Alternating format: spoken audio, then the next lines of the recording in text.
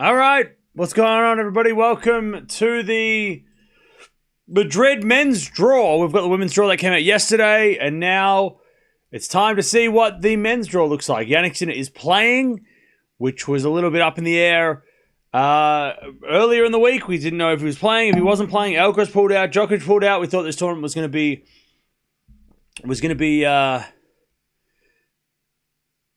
I don't know, a little bit random maybe, but with Sinner in the draw, it makes it a little bit more straightforward, at least for Sinner.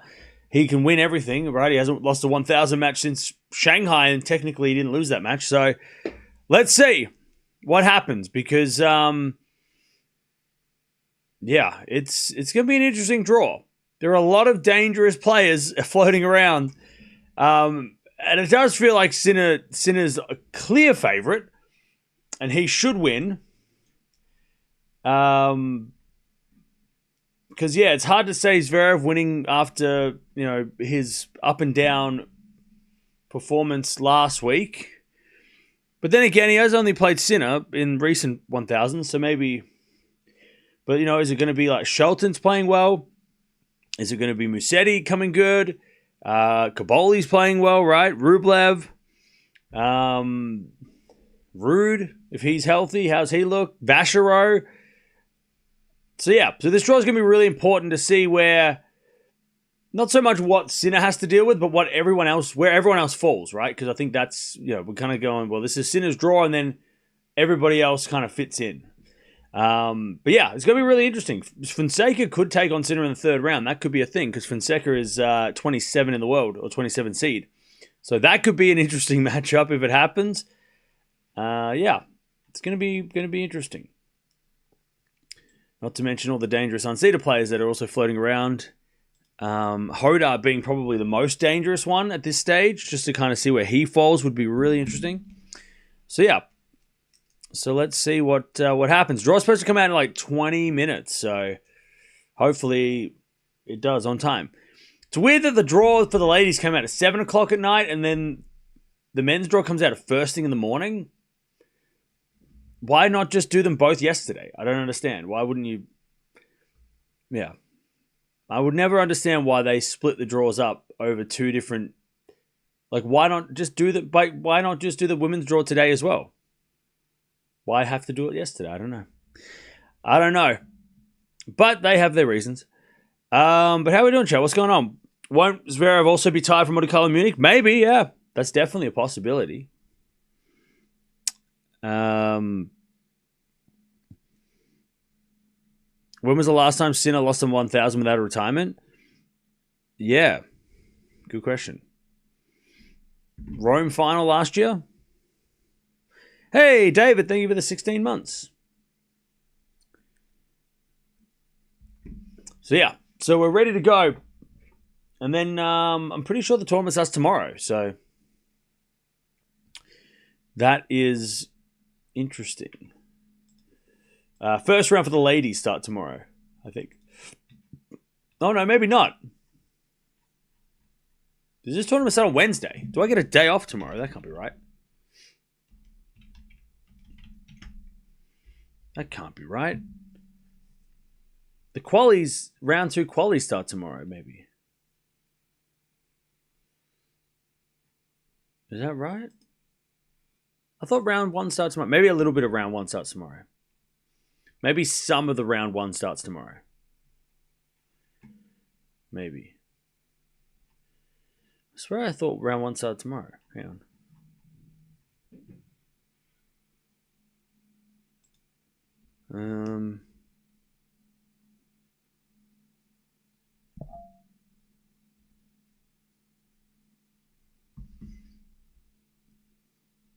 Where is it? Tournament schedule. Let's have a look.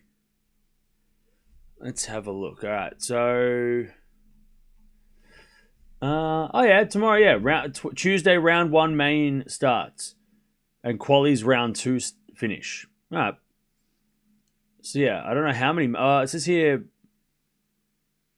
Yeah. I guess on the women's side, anybody not playing a qualifier in the first round probably will be up for play.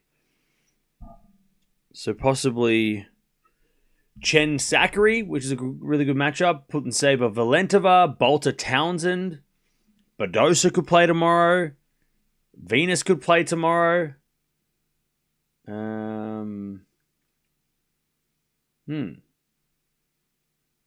Yeah, Kennan versus Kruger could be tomorrow. So yeah, that must be. So there are matches tomorrow. I don't know which ones we'll watch. And then on the men's side of things, they start on Wednesday. I'll start Wednesday. First round Wednesday for the men. Why is the draw coming out this morning? I don't know. I have no idea. They decided to do it first thing in the morning, and here we are. So I don't know. Now ranked 15th, Tennis Talk League, up 9 spots from last week. Oh yeah, I am very happy with how I'm almost top 1,000 for the competition. It probably makes sense though, because I think a lot of people like put in a team round 1 and then completely disappeared round 2. So the people that actually put in any effort to try and make a team for last week would have gotten a boost in the ranks. I think I noticed that a lot of even Dominic Thiem, if that is his team, I don't even think he bothered last week. He just put a team in, made an announcement, and then I don't think he bothered. Maybe he didn't know that there was a second week, or he thought it was maybe, I don't know. But I think a lot of people that didn't focus on week 2, just complete if you made some trades or switches, you probably went up. If you got rid of Sinner and put in Alcaraz or got Zverev or whatever, you probably went up. Yeah. So I'm happy. I'm almost top 1,000. I went from 2,400 to 1,300. So I'm I'll take that. I'll take that all day. We'll talk about that after the draw comes out. Had Feast in my team. He delivered. Oh yeah, I think people that got Feast as well really got that sweet boost. But yeah, I'm loving doing this fantasy team thing. It's so fun, so much fun.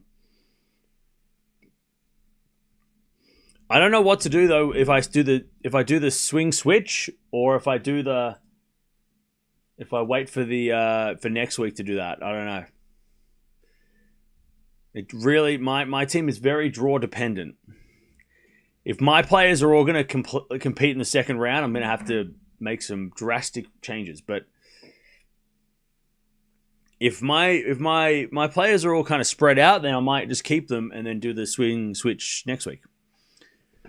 But my team's worth 105 coins, so I'm not mad at that. Not mad at that. According to Italian journalists who were watching Sinner practice, Sinner slight discomfort in left shoulder toward the end, but it doesn't seem anything serious. Okay, good. So we will just say that is nothing to worry about. One question: how's FA on clay? He's great. He made the final here a couple of years ago. FA can play on clay. Round 1 starts tomorrow for the ladies. Yeah. Can we count on Sasha to break the semi-final streak and meet Sinner though? Well, he's at least going to make the semis, so I mean you can bank on the semis. I said Hoda's on action. He's wild card. Yeah. I don't know what's going on with that, but we got 2 days. So I think when the draw comes out, because it does seem like there's a little bit of a delay when it comes to like wild cards being in and out and qualies and stuff. Obviously, it hasn't been sorted. So the deadline's in 2 days. So before the first round on Wednesday, you can make changes. So yeah. Which I'm obviously holding on to the last minute because you never know. Unfortunately, I've been screwed over a couple of times already with with players pulling out of the tournament late. But we'll see what happens. Felix and Shelton dark horses in this Masters. I mean, yeah, probably. If anybody who's down the bottom half of the draw avoids Sinner, that will be a perfect situation. As long as you're in the bottom half, you've got a chance to have a run. I think anybody down the bottom half can go on a run. Now, let's talk about withdrawals because we've got a couple of big ones, a lot of them as well. Interesting ones as well that have just come to light. So Alcaraz has pulled out, Kazo's pulled out, Djokovic, Fritz, and Korda have all pulled out. Myshak's pulled out, Pirakar's pulled out, Runa obviously is not playing, and Tiafoe is actually withdrawn. So that's a bit of a shame. Big Foe's not playing. I don't know all the Americans, Tommy Paul's the only one kind of representing, and Shelton. But yeah, I don't know what's going on. Like a lot of the Americans are not ready for the clay. So we knew that Alcaraz and Djokovic weren't going to be here, which was a big shame. But yeah, wild cards though: Hoda, Monfils both getting wild cards. Landa Lucy getting a wild card. Carina Busta and China getting a wild card. So yeah, a couple of young players in that, and also veterans in that. So a good mixture of young players and veterans. The seeds in this one, top 4 seeds are going to be Sinner, Zverev, Auger-Aliassime, and Shelton in that order, which is a little bit strange. Shelton being the 4th seed of 1,000 is pretty awesome. Then you got de Minaur, Musetti, Medvedev, and Bublik round out the top 8 seeds. Then you got Rublev, Kaboli, Lehechka, and Ruud as the next seeds, which is very interesting. Kaboli, Lehechka, and Rublev are all been in great form. And then you've got Hashanov, Vachereau, Paul, and Cerundolo to round out the top 16. Then the bottom 16, in order from 17 to 32, you've got Tien, Darderi, Norrie, Fokina, Feast, Rinderk, Nesh, Menchik, Draper, Echeverry, Mute, Fonseca, Nakashima, Grigspor, Humbert, Shapovalov, and then Diallo.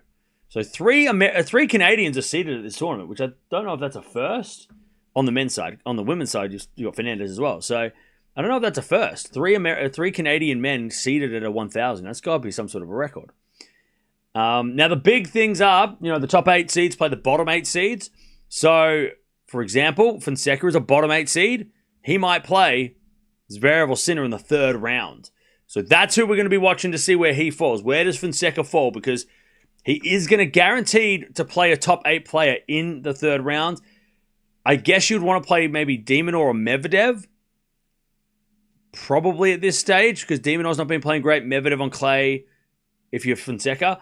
Obviously, he wants to avoid Sinner or Zverev. Maybe he wants another crack at Shelton, though. I mean, Shelton's there again. But yeah, I don't know why, but I feel like Fonseca's going to get Musetti. I feel like they're gonna get teamed up in a third round. I don't know why. I think Musetti Fonseca might be the match we get. Maybe that's because I want to see that match. I think it's a really good match. Some of the other players, Echeverry is another one that in the third round will take on one of those top 8 guys. So Echeverry could take on Sinner or Zverev in the third round. By the way, both are in my team, and that sucks for me. Feast, he avoids playing top 8 guys, but he could still play someone like a Rublev in the third round as a rematch of last week's Barcelona. You could get somebody like a Menchik who's playing here, or Draper playing against someone like Rublev or Lehechka in a third round. Vachereau could play one of those guys in a third round. So it's going to get really interesting. And then fourth round potential, Sinner Zverev could potentially play Vachereau in the fourth round, maybe even Cerundolo. We know Zverev and Cerundolo have got a lot of matches under their belts, rivalry-wise. And then quarterfinals, obviously the top 8 play each other if you project the seeds. So you could be getting a Musetti versus Zverev. You could be getting a De Minaur versus Shelton. I mean, if you're a Sinner, you probably don't care about who you play in the quarters because you got De Minaur, you got a good record. Musetti, good record. Medvedev and Bublik. I mean, Sinner in the quarterfinals, I don't think any of those players pose a threat to Sinner in a quarterfinal. Semifinals, FAA or Shelton. I mean, again, I feel like Sinner's draw is only going to be hard if he gets some of those guys that I mentioned. Like, let's say he plays like a Berrettini in the second round, or he plays, Fonseca in the third round. Like, they're the only matchups that I think that, like, it's only the early matchups that Sinner's got to worry about. If he avoids, let's say Sinner gets to play Humbert in the third round, and he plays like a qualifier in the second. And then he gets like Tien or someone in the fourth round, or maybe even maybe he gets Cerundolo or Vachereau, who he'd probably rate his chances against. He might get like a absolute walk to the final based on the seeds. Like, because I don't think if he gets Shelton or FAA, it doesn't really matter. I think both of those guys in the semis are going to be underdogs either way. And then in the quarters, De Minaur, Musetti, Medvedev, Bublik. I mean, who's the scariest player for Sinner in that one? Maybe Musetti on clay, but then again, Musetti hasn't beaten Sinner on much at all. De Minaur definitely not. We know about that. Medvedev on clay, probably not. Bublik on clay, probably not. So yeah, I don't think Sinner will be that bothered. It's probably more likely that Sinner's, if he doesn't play one of those 4 guys, he's more likely going to have to worry about someone like Rublev or Kaboli, right? Maybe they sneak through and they take out one of those other guys and take their spot in the semis. Lehechka, right? Maybe one of those guys take the semi-final spot against Sinner, which is way more threatening than someone like a De Minaur for Sinner, right? He'd rather play De Minaur than Rublev. So yeah, that's gonna be interesting. What Sinner's path will be to the final, because you really have to try hard to construct a hard draw for him. I think it's a lot of there has to be a lot of things going bad for Sinner for him to get a bad draw. Like it's nearly impossible to get a bad draw for Sinner. Like, you've really got to. He's got to pick. There's probably like 10 players in the entire draw that might be threatening, and they all have to be in certain spots to get him and to play him. Right? I mean, the only way that Sinner doesn't make a final with a good draw is if he gets hurt. Right? So the bottom half of the draw is really the key. I think the only thing that matters is this draw where Fonseca, Feast, and Hodar are, to be honest. I agree. Also, Rublev and Kaboli and Lehechka. I think we've got to see where those guys fall as well.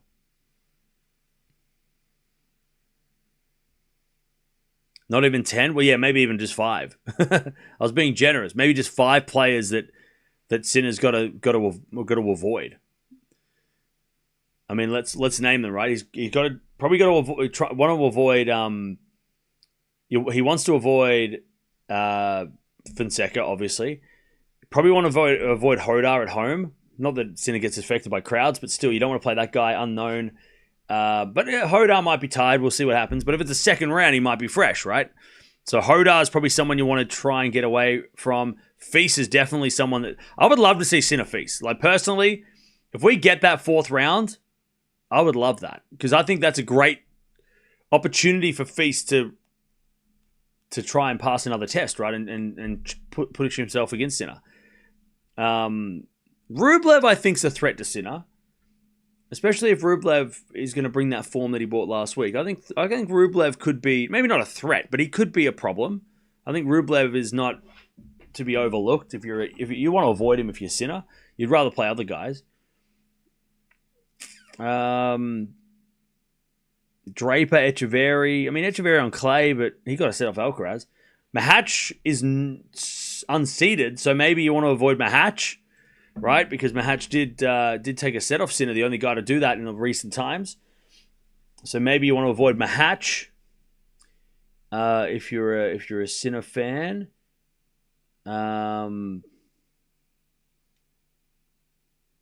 Is Mahatch unseeded? Is he even playing? He is playing, right? Yeah. Who else could be dangerous? I mean, look, Berrettini's never easy, right? You don't want to play him. Dimitrov, right? Those guys are always going to be an issue. Hurkacz is unseeded as well, so maybe Hubie. You know, you don't want to see Hubie in your draw. Especially Madrid. I mean, Madrid's a little quicker, so the big servers that could push Sinner, at least make him play tie breaks, you know, could be a problem.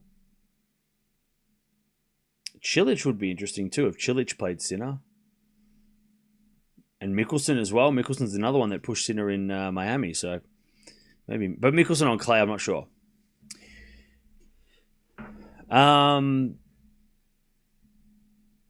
Ruud's physical condition is unknown. Yeah, I don't think Ruud could beat Sinner though. Tsitsipas a problem? Yeah, but not for Sinner. We're talking about just for Sinner though. Why Fonseca? I think slower clay suits Fonseca much better than fast clay like Madrid. We don't know. He's unproven in Madrid. He hasn't done much here at all. So I think Fonseca's just dangerous anywhere. I mean, he was good on grass last year, which was a bit of a surprise for some. I'm a Sinner fan, and I hope he gets the toughest draw possible. I want to see good matches. Hey, fair. You want the smoke? Fair enough.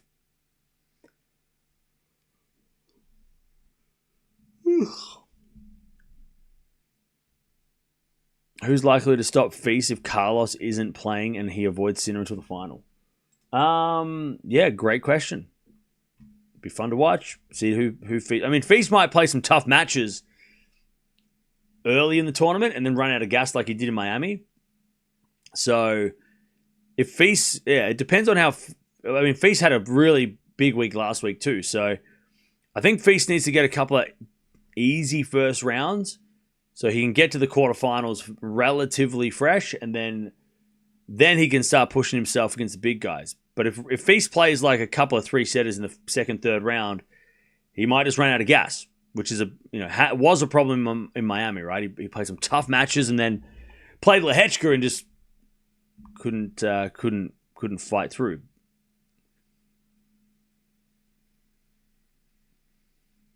Zverev looked like he ran out of gas in Munich as well. I'm not sure he will do much. Yeah, I mean, again, we'll see. These 2-week Masters are brutal, especially if you played last week. Imagine going from like Monte Carlo, then Barcelona, and then going, now I have to play for 2 weeks in Madrid. Oh, and then 2 weeks in Rome. Oh, like it would be like without even like a week off. You get like a day off or 2 days off, but yeah, you don't even get like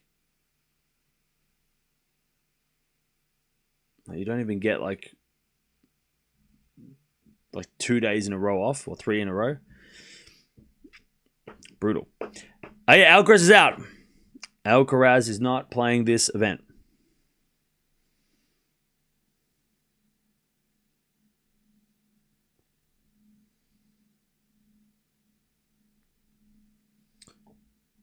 Caboli didn't need to work hard to beat Zverev.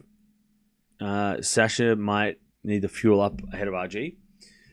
I mean, I don't think that's necessary. I mean, I think Caboli played amazing. You got to give Caboli credit for his level. And Zverev just couldn't hang with him, you know? Now, draw hasn't come out yet. It's going to come out hopefully in the next 15 minutes. Poor Alcaraz with the injury, yeah. It sucks. Watch out, Terminator's coming. Hey, I'm ready for it.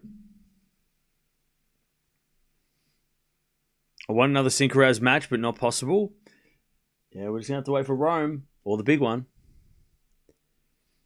Sinner will win 100%, not even close. One-sided game, not good. He should win. He's definitely the favorite. Caboli has been really high peak level. Yeah.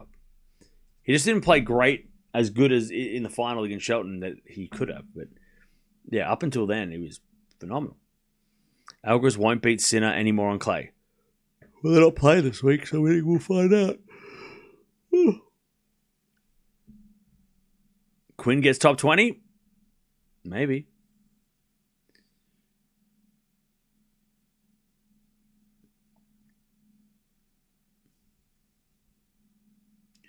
Sinner will be the favourite in any tournament he plays after the Monte Carlo win. Unless he has a bad loss and Alcaraz wins Rome, he should be the favourite, yeah, for the next couple of tournaments. Or maybe not on clay. I think him and Alcaraz should still be... I think Alcaraz and Sinner, at the very least, should be level favourites. I don't think it should be...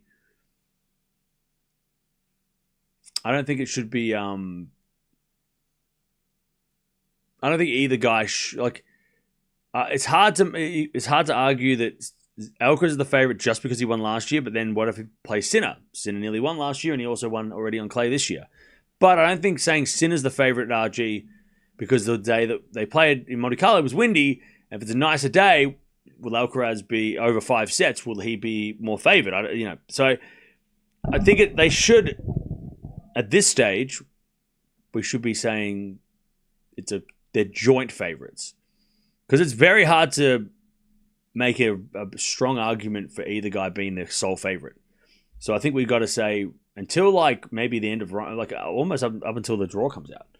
Unless Rome happens and Alcaraz loses badly and Sinner wins the whole thing and we go, okay, well, Sinner's won Monte Carlo, Madrid, Rome, and Alcaraz has struggled.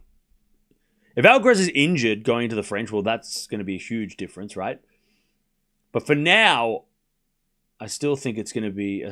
they're joint favourites. They've got to be joint favourites. If they're both healthy and they make the final, it'll be a 50-50. Looks like Djokovic versus Rafa on clay. I mean, maybe. Alcaraz is still the favourite over Sinner on clay. Let's not get it twisted. Yeah. If it's... Yeah. I mean... We need to see them play again before the French. We need another one.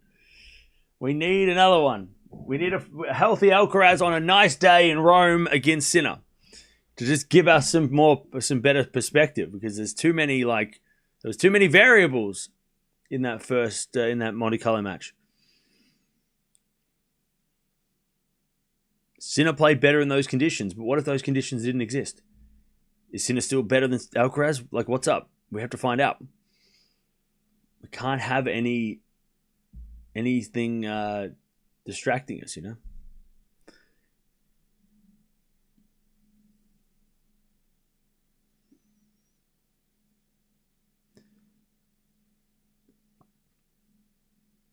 do you think wins if picked one on the women's and one on the men's? Not Sabalenka or Sinner or Alcaraz dark horse special. What are you talking about? French Open or Madrid? Roland Garros? I mean, dark horse pick. I mean, Swiatek, is she a dark horse pick? On the men's side, though, I mean, if you can't pick Sinner and Alcaraz, Zverev?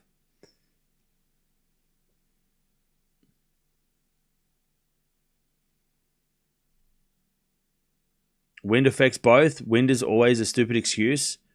Who adapts better, faster, deserves to win. Well, yeah, that's what I was saying. Sinner dealt with the conditions better. So, yeah.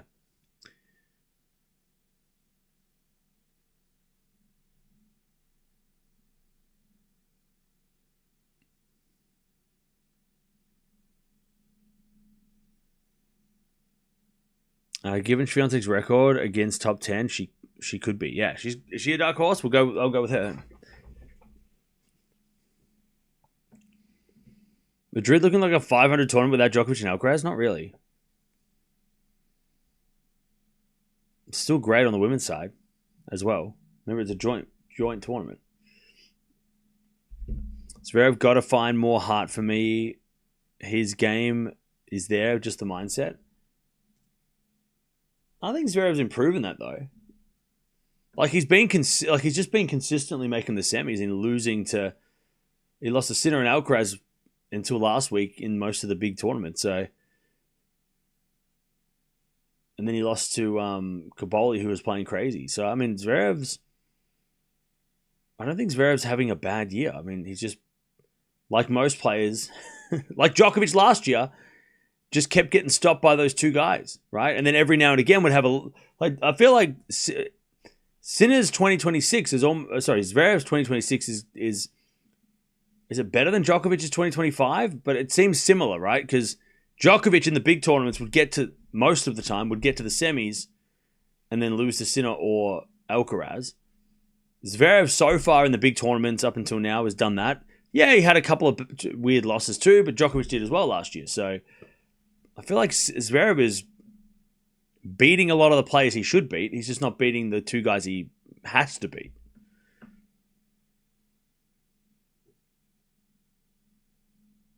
Zverev is 1 and 9 in 10 semifinals. Though. Yeah, but he's still making the semis, and he's losing to Sinner or Alcaraz more than not. So, like, I think Zverev is clearly the third best player. And he just... God, that Australian Open semi-final, if he just could have won that, maybe it would have been a whole different story.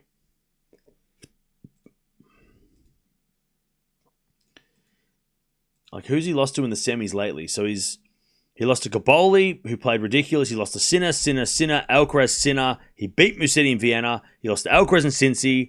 And then he lost to Khachanov and Medvedev last year in Canada and Halle. So, yeah, I mean... What's that? He's lost to Alcaraz 1, 2, and lost to Sinner 4 times. So 6 of those 9 losses were to Sinner Alcaraz. That sucks. that's not, and the other ones that he lost to Khachanov in Canada in the semis in a close 3-setter. He lost to Medvedev in Halle, not a bad loss, and that was a close 3-setter. And then Caboli was his worst semi-final loss of those 10. He was completely outplayed. So, I mean, I don't think that record, it's tough because, 1 and 9 is a bad record, but if you know who the 9 were and, you look into it, it's not that bad because Sinner and Alcaraz have been stopping everybody.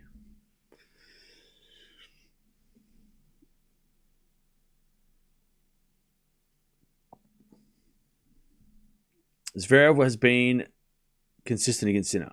Yeah, but he's consistently playing Sinner, right? Which sucks.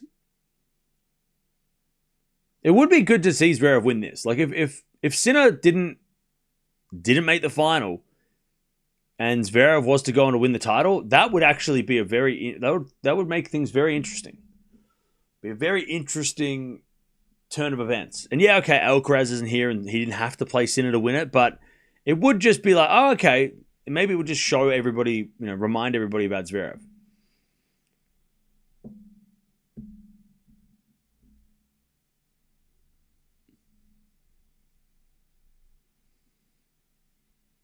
But we'll see, because this draw is going to be tough. For everybody but Sinner, this is going to be a tough draw. This draw is going to suck for everybody except for Sinner. Unless, those 5 to 10 players that we all think could be a problem for Sinner play Sinner. I'd love to see a Menchik Sinner rematch. That'd be fun. Get them playing in the 4th round. Let's get that. Let's have that. That'd be fun.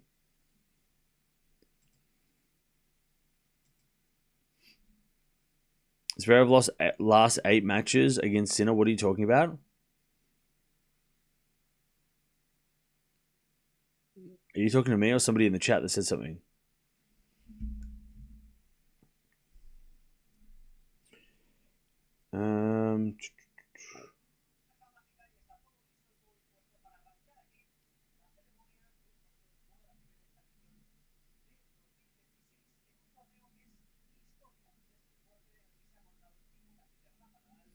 All right, here we go. They're kicking off. They're pretty quick with these draws as well. So, respect to Madrid, they do a hell of a ceremony. They should just get somebody from Australia to do an English version. Specifically Australia, Melbourne. Landa Lucy in the house. They should specifically get somebody who's been on YouTube for like 8 years and has nearly 300,000 subscribers to also do the draw ceremony, but this time in English as well. A lot like co-stream over here. And then while they're talking, we can talk, and then I'll show it on the screen and we can talk about it in English, and they can do Spanish and we can do English. Hi Madrid, I'm over here. He has a dog too. The guy, they must have a pug. If they have a pug as well, then that probably would be helpful. Muguruza's sitting on the couch this time. I don't know who she's sitting next to.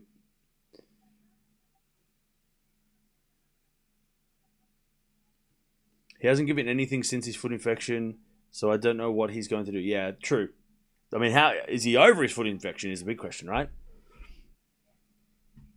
All right, so they're going to populate the draw with all the names, and then we are going to, they're going to place the seeds where the seeds go. So, here we go. We're getting straight into it. No mucking around. Love this. Love this. Bang. All right. Ooh, okay. Sinner's got to qualify a 2nd round. See, Sinner. Oh, Mahatch is in the draw, though. Mahatch is around that area too. Okay, Mahatch is floating, and we know he's the only guy that took a set, right? Mickelson's also floating around that draw. But I don't know a bit about Mickelson on clay. Berrettini plays a qualifier. No, sorry, but Berrettini plays Collignon. Winner plays possibly Musetti or Zverev. We'll talk about that in a second. Oh, Zverev is up the top. No, Zverev is down the bottom because he's number 2. Sorry. Zverev will play Navone or Borges in the 2nd round. I think Dimitrov got a qualifier as well. So a lot of those guys that we all know and love got qualies. All right, here we go. Where is Shelton FAA? I don't think it really matters for Sinner. Doesn't matter who he plays. Probably rather play FAA maybe. But he's going to get Shelton. All right, Shelton Berrettini 2nd round. Ooh, okay. So FAA is going to take on Zverev in the semis. Baez qualifier, winner plays FAA. Okay. Tsitsipas plays a qualifier as well. But Tsitsipas might have to play Musetti in the 2nd round. Because there's a top 8 seed in Tsitsipas' section. All right, so we've got who we got now? Musetti, De Minaur, Medvedev, Bublik. I don't think Sinner cares. Probably wants to avoid Musetti. Oh, he gets Demon in the quarters. Hodar versus De Minaur 2nd round. Ooh, okay. Sinner's fine with... He's fine with Demon. That's fine. Where's Musetti? Is Musetti here or is it Medvedev or Bublik?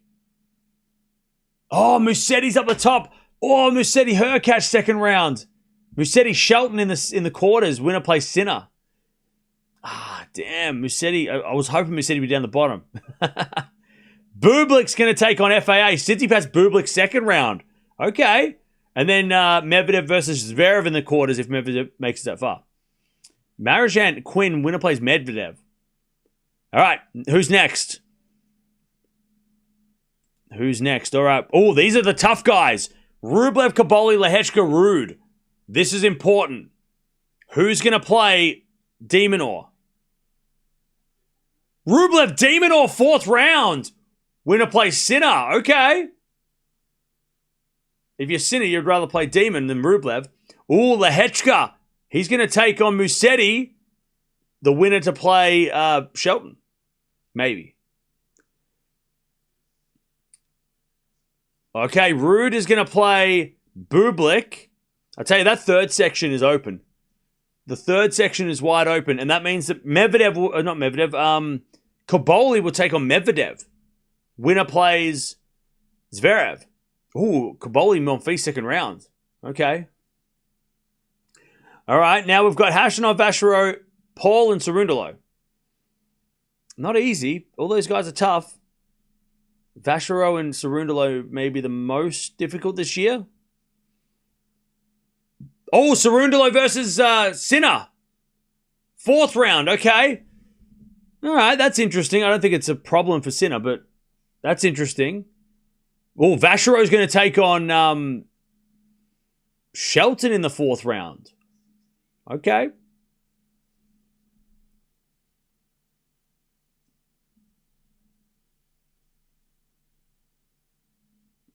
All right, I think they mucked it up. They mucked it up.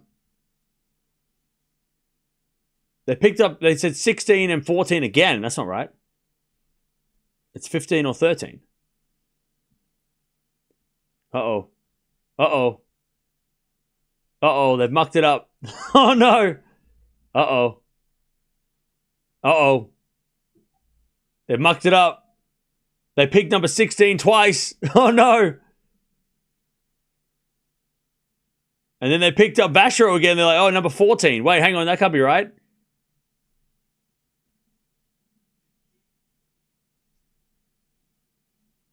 Uh-oh. Oh, no. Okay. Vachereau. Oh, no. They're taking names off the board. Hang on. Wait. What's going on? They've mucked it up. Uh-oh. Are they going to redraw this little part? I don't know. Okay, so Cerundolo Sinner's, that's locked in. All right, so Cerundolo will play Sinner, 4th round. No, Paul. Okay, so Paul's going to play Sinner. Vachereau's going to play Shelton, 4th round. So Cerundolo got moved, and he's playing FAA in the 4th round, and that means that Khachanov will play Zverev.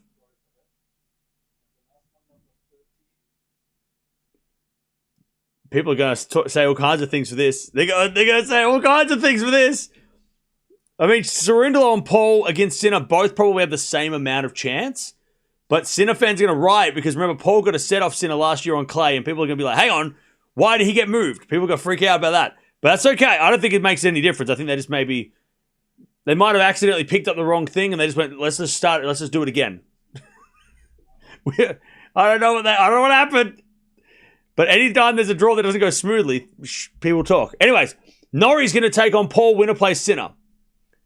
I feel like Mahatch is still the one there that Sinner wants to avoid. Paul's tricky, though. All right, we got Rinderknecht versus Rublev, 3rd round. Winner plays de Minaur. Where's Feast? Oh, Feast is in there as well. Feast versus Vachereau. Winner plays Shelton. Ooh, all the clay court, they're all in form too. That section's getting a little bit interesting. Draper's in there too versus Lehechka. Winner plays Musetti. Ooh. Ouch. All right, Fokina. I tell you, the 3rd section with FAA, that's where you want to be. That is the section you want to be because nobody in there is really standing out as like, this is the player to watch. Cerundolo, Rude, Darderi, he just got put in there too. I mean, that's open season, I reckon. That section is open. There is no clear favorite there yet. Maybe it's Fonseca. God, please put Fonseca in that section. Please put Fonseca in that section for us. Come on, give him a good section. Come on.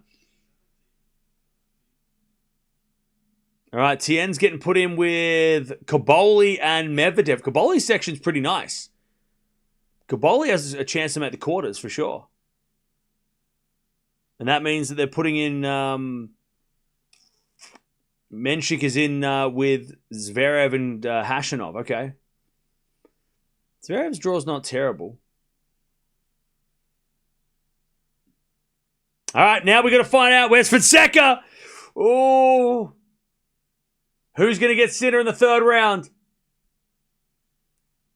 Please don't be Fonseca. Put him in the third section. Diallo plays Sinner in the third round. Okay.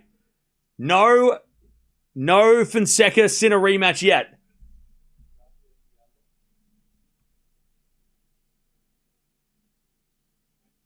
Oh, Fonseca's going to play De Minaur.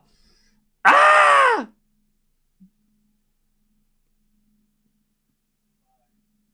Damn it. Not again, Demon. Echeverry's going to play Shelton third round. Chat, why can't Demon just get a break? Greek Sport's going to play Musetti. Don't worry, we're going to go through this properly.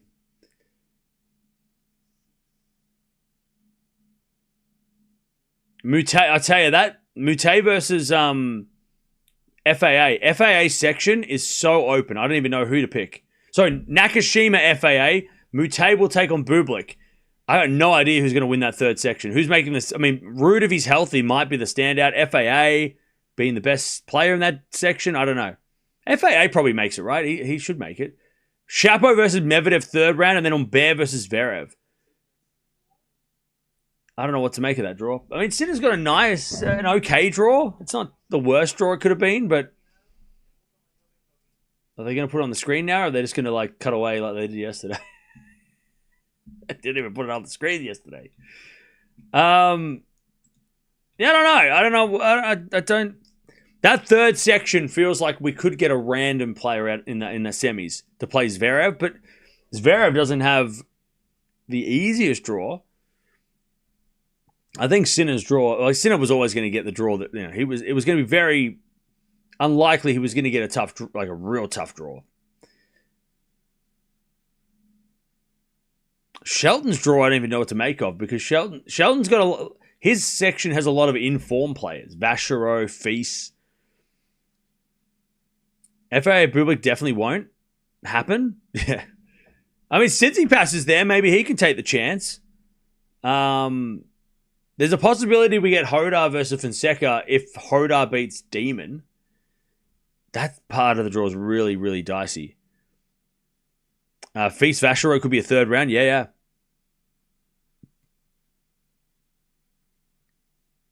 Sinner's draw is a breeze, in my opinion. Yeah, I mean, look, it's because he's playing so well. Like we said at the start of the stream, right? There was only going to be a handful of players that would have been a serious problem for Jannik Sinner, and none of those players really got into the draw. Are they going to show the draw, or what's up? Landalucci's like, I'm out of here. They're all just leaving. Or they're going to take photos. Why wouldn't you show the draw? They're taking photos. All right, they're taking photos. They're all just taking photos. Landalucci is huge. He's a giant. What is he, 6'6"?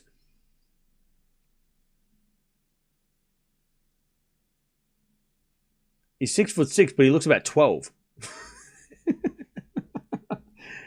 He's the tallest 12-year-old I've ever seen. All right, now they put the draw up. They must have heard us. Sorry, Madrid. Please call me for next year. I'll do the English version. All right, so ask questions. Ask away. What do you want to know, chat? What do you want to know? I tell you, the third quarter of the draw is where you want to be. Because there's either players coming back from injury or there's players that are not in. I mean, the Darderi, Cerundolo winner plays FAA, but none of those guys fill me with confidence. Ruud is injured, so what's he going to look like? Mute is there. Bublik's there. Tsitsipas is there. Fokina's coming back from injury. How does he look? Baez is in there too. Yeah, I don't know who comes out of that third quarter. It feels like if it's not FAA, it's somebody random. De Minaur's draw sucks, but I say that every day. Why does he always have to play Sinner? Like, literally all the time. It's like, oh, you want to play Sinner again? Not really. Too bad. And then play Fonseca just because. And then Rublev. Okay, thanks. Why is De Minaur getting absolutely wrecked? Like, that's not fair. Musetti Hurkacz second round's fun. Berrettini Shelton second round's fun. There's some really interesting draws there. Lehechka Tabilo second round. That second court is pretty interesting. But yeah, Sinner gets a quali in the second round. Diallo, Mickelson in the third round maybe. Mahatch or Paul or Norrie in the fourth round. And then De Minaur or Rublev or Fonseca. Fonseca, I'll tell you, Fonseca probably should make it. He could make it to the quarters and play Sinner. He could beat De Minaur based on De Minaur's form. I feel like he could frustrate the hell out of Rublev and use Feast's tactics against Rublev, which worked last week, right?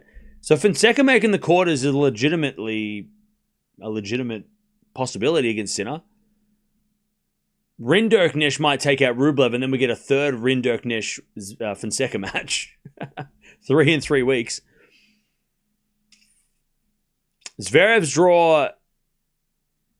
I feel like Zverev's draw is manageable, but Borges Navone both the player on clay, so that second round could be tough. But I don't know. I feel like Zverev could. I mean, Kecmanovic third round.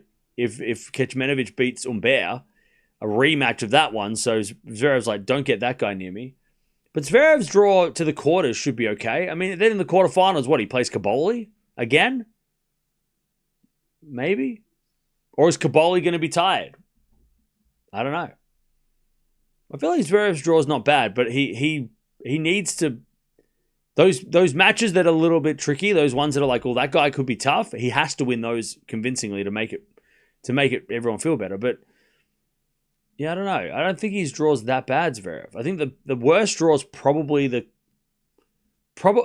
second quarter has the hardest players, I think. The ones in form, right? Feast, Echeverry, Shelton, Vachereau, Lehechka, Draper, Musetti. I mean, that second quarter feels like the hardest part. Like, that's stacked. Guys that are in form or guys that are good on clay. And the FAA section is just kind of open because it's the opposite. It's like guys that are not in form. So I feel like the second and third, but we always knew that, right? Shelton and FAA were always going to get the open section because we don't know who the favorites are in that section because, them being 3 and 4 on clay, it's going to be different. Why do you care about Demon? Because I'm an Australian. Zverev's draw is not terrible, but not cakewalk. Yeah, he should make the semis, but he also could lose to Borges, right? Because that could happen. How's Popperin's draw? Popperin's got to qualify and then plays Menchik. And then Hashanov. Poppy's draw is not bad. Poppy against Menchik, okay. And then against Hashanov, okay. And then against Zverev. So Poppy's draw is not crazy. Not bad. I mean, he's not been playing well, but... Fonseca gets a bye in the first round, takes on the winner of Bergs and Cilic. But again, I think I feel like Fonseca's going to win those matches. He might lose to Demon, but then he might beat Demon because Demon's not been playing great, and then he goes on and plays against Rublev.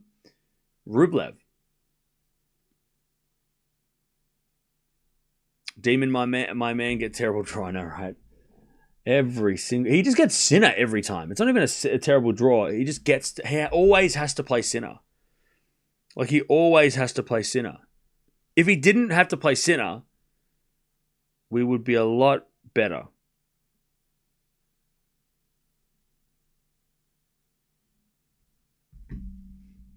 Fonseca is my pick in that section, and I'm not his biggest fan. Okay. Hoda Fonseca on top of it is even more brutal. Oh, yeah. For De Minaur. Yeah, De Minaur's going to play Hoda, Fonseca, Rublev, Sinner. That's so bad. I hate that draw. Yeah, I heard that Feli Lopez says that Alcaraz won't play Rome, but the thing with that is, I mean, I could say that. Like well, we love Feli Lopez. He's a good tournament director, but he's not part of the Alcaraz team. He's not a doctor. I think he's just making a guesstimation like we are. So I mean, how much can we look at somebody making an opinion on Alcaraz's injury? Like, we could all make an opinion on his injury, right?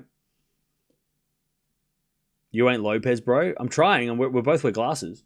So hopefully when I grow up, I will be. You know, I'm trying my best. Sinner's draw is a breeze. Yeah. But we expected that. We didn't. There was only a couple of players that would have made it tough, and he's avoided most of them. Mahach got a set off him. Paul could get a set off him, but like, will they beat him? Probably not. All players have to play Sinner in their process, in the progress in the draws. Yeah.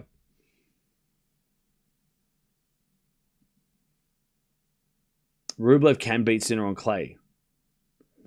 Man, I mean, I'd like to see them play. That'd be great. In the quarters, that'd be fun. It's a breeze because it's Sinner, exactly. But even then, like, I mean, literally 20 minutes ago, we're talking about how, you know, who would have to be in the draw to make it look bad for Sinner. And none of those guys are in his direct way. He avoided Fonseca third round. He avoided Berrettini or Mahach second rounds. He avoided, you know, any of those really tough guys in the fourth round. And he got the best quarterfinal he could have asked for. Because even then, I don't even know who the toughest quarterfinal was. But playing de Minaur is his favorite thing. Rublev has a better chance in hard courts than clay, I feel. Man, look, Rublev, if he does get to the quarters and play Sinner, that would be more interesting than de Minaur. If it's Fonseca or Rublev, I'll take that against Sinner than any other matchup. Those are the two matchups I want to see. And that's it.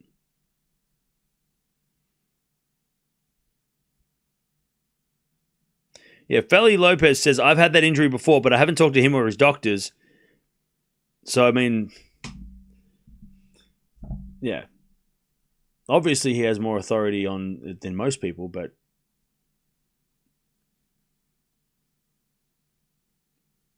until Alcaraz withdraws from Rome, there's no point in being like, he's not going to play Rome. It's like, well, Sinner might not play Rome. It's 2 weeks away, right? Speculating on Alcaraz's injury for 2 weeks away, we just gotta wait. Let's get through Madrid and not talk about Alcaraz at all. How about that? How about that? Let's leave Alcaraz out of the conversation for the rest of the week, for the next 2 weeks, because he's not here. Zverev plays Kaboli, Medvedev in the quarters and semis. It's FAA. Maybe it's more likely Kaboli, and then he plays. God, that third section, I have no idea, man. Don't worry, we're going to go through the draw in a second. Impossible to leave Alcaraz out. Yeah, we'll only talk about Alcaraz when it comes to, like, who's won this tournament before.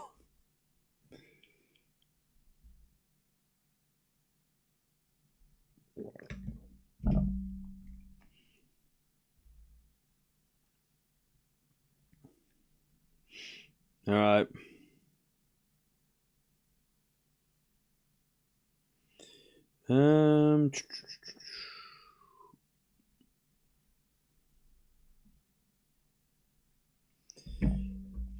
Let's be honest, Sinner's game is just a level so far above everybody else. Oh, yeah. The third section is wide open. I literally have no clue. I'm the same. I'm like, okay, well, maybe. I mean, if Ruud's healthy, defending champion, he should make it to the semis. Or at least play FAA in the quarters. It's so hard, though, because like FAA is the third seed, but he doesn't feel like the favorite in that section. But he should be. Bublik is not the favorite in that section. And then you've got, it goes in order of best players in the section by ranking. FAA, Bublik, Ruud, Darderi. Sorry, Cerundolo, Darderi. Cerundolo, Darderi have had good clay court seasons so far. Not lately, but overall, on their on the South American clay, they both were really good. And they played like average this European season. And then Ruud, I mean, if Ruud is 100% healthy, if he's feeling fine, I might pick him to win the section, but then you go, well, what about the faster clay in Madrid? High altitude, Bublik serve. Maybe Bublik goes on a run. I mean, Bublik did make the quarters of Monte Carlo. Nobody expected that. And then FAA, I mean, he's made the final here before. So you could argue that any of those players could make it. Or none of them. Like, it's weird. Because then you got guys like Tsitsipas in there. You've got, Baez has been good on clay. You've got, Krinya Buster's there. I don't know if he'll be much good, but yeah. I don't know.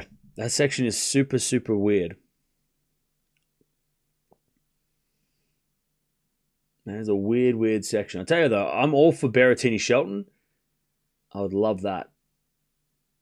Berrettini Shelton, please. And Musetti Hurkacz as well. And Hoda Demonor. There's a lot of good second rounds. And Monfils Caboli.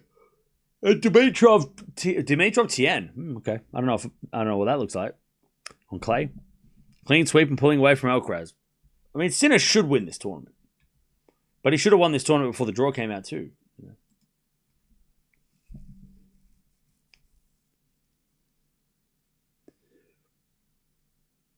I don't think the conditions will suit Sinner as much as he still is the favorite. Yeah, but okay, if the conditions don't suit Sinner, he also has to play players that it does suit. You know what I mean? So if he plays a big hitting, big serving guy at the high altitude, or maybe like a physical match, right? Because the altitude can be zapping, right? Maybe, again, but who is that? I mean, Fonseca, maybe Fonseca, maybe Rublev. Maybe those guys could do damage against Sinner at a high altitude, maybe. But again, it's like maybe, right? It's not like we're not we're not looking at those going, oh wow, Sinner's got to worry really bad. No, a lot of things have to go right for that to happen, right?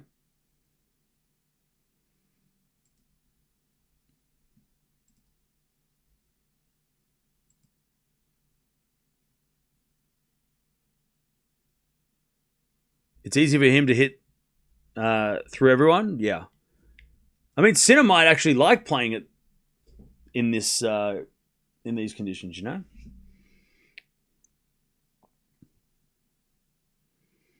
Sinner serve's been lethal in fasting conditions lately. Well, yeah. Maybe these actually do suit Sinner. Especially if he plays quick matches and he doesn't have to worry about the altitude. High altitude is good for him? No. Well, no, not physically. High altitude might zap Sinner's energy, and that we know that's been a problem at times.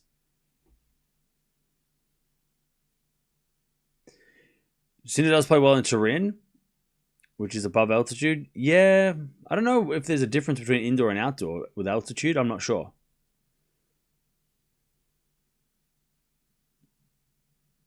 Again, we're doing this thing, we do this all the time, right? When we're just trying to we're trying to find a reason why Sinner can't win this. And then the Sinner fans get angry and they think we're trying to, make him look bad. It's like, no. We're just trying to figure out, okay, if Sinner doesn't win this, how does he not win this?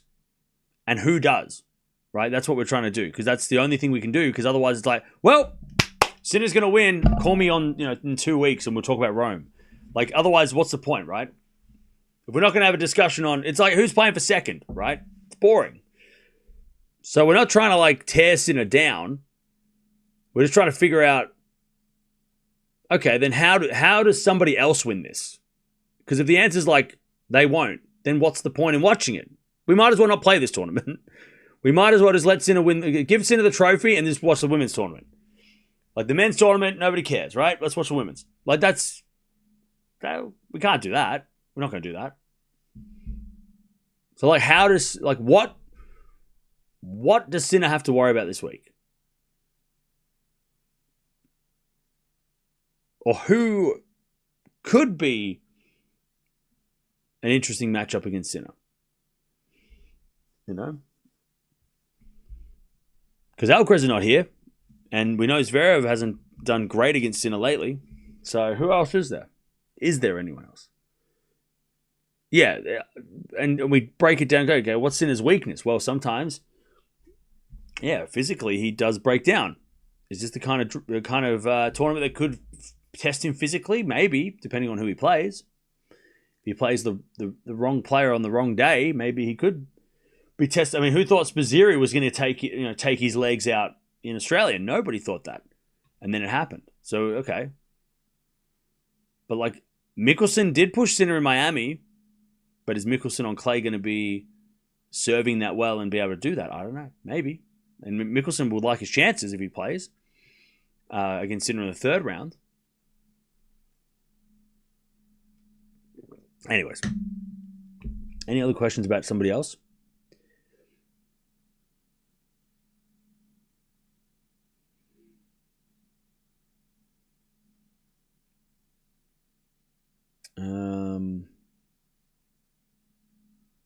I don't know what Mickelson's record's like on clay. That's the big.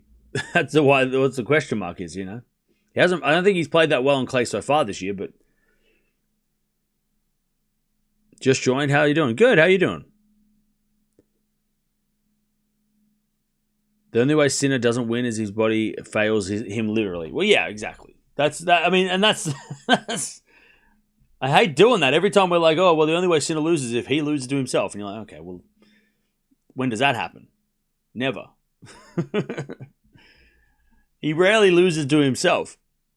Or his body fails him and he loses. Like, he lost to... Last time that happened, his body failed him was in Shanghai, right? And he lost. Because he lost to Menchik fair and square. He lost to Djokovic fair and square. You know, they beat him.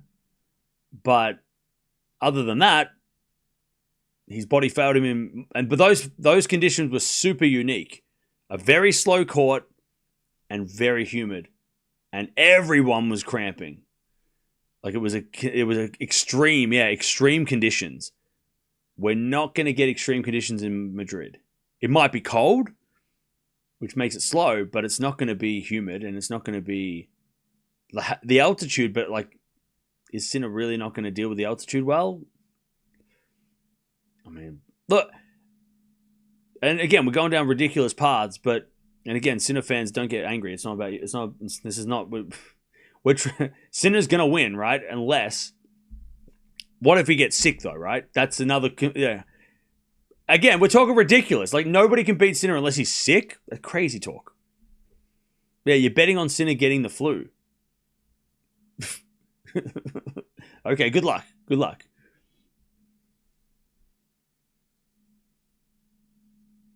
No one except Vachereau could handle Shanghai. Yeah, Vachereau and Rinderknecht. Yeah, his allergies might hamper him. I mean, look, we're getting a bit too ridiculous now.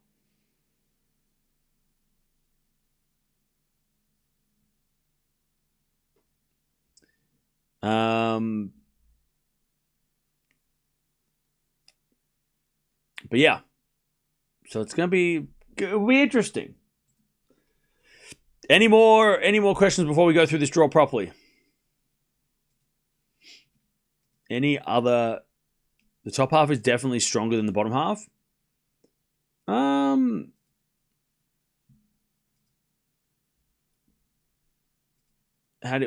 do you mean stronger?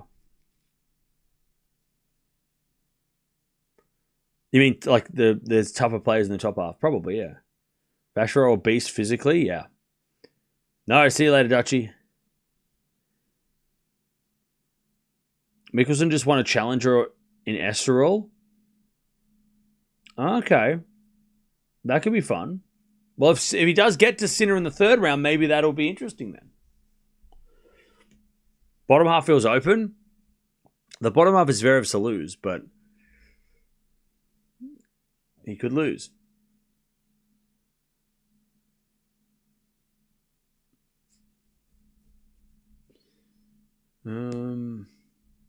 Yeah, a lot more informed players.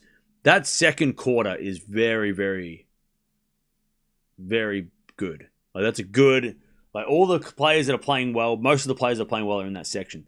The third quarter, completely unknown. And the fourth quarter is Zverev if he gets through Caboli. Caboli is probably the only threat for Zverev on paper to make the final, really.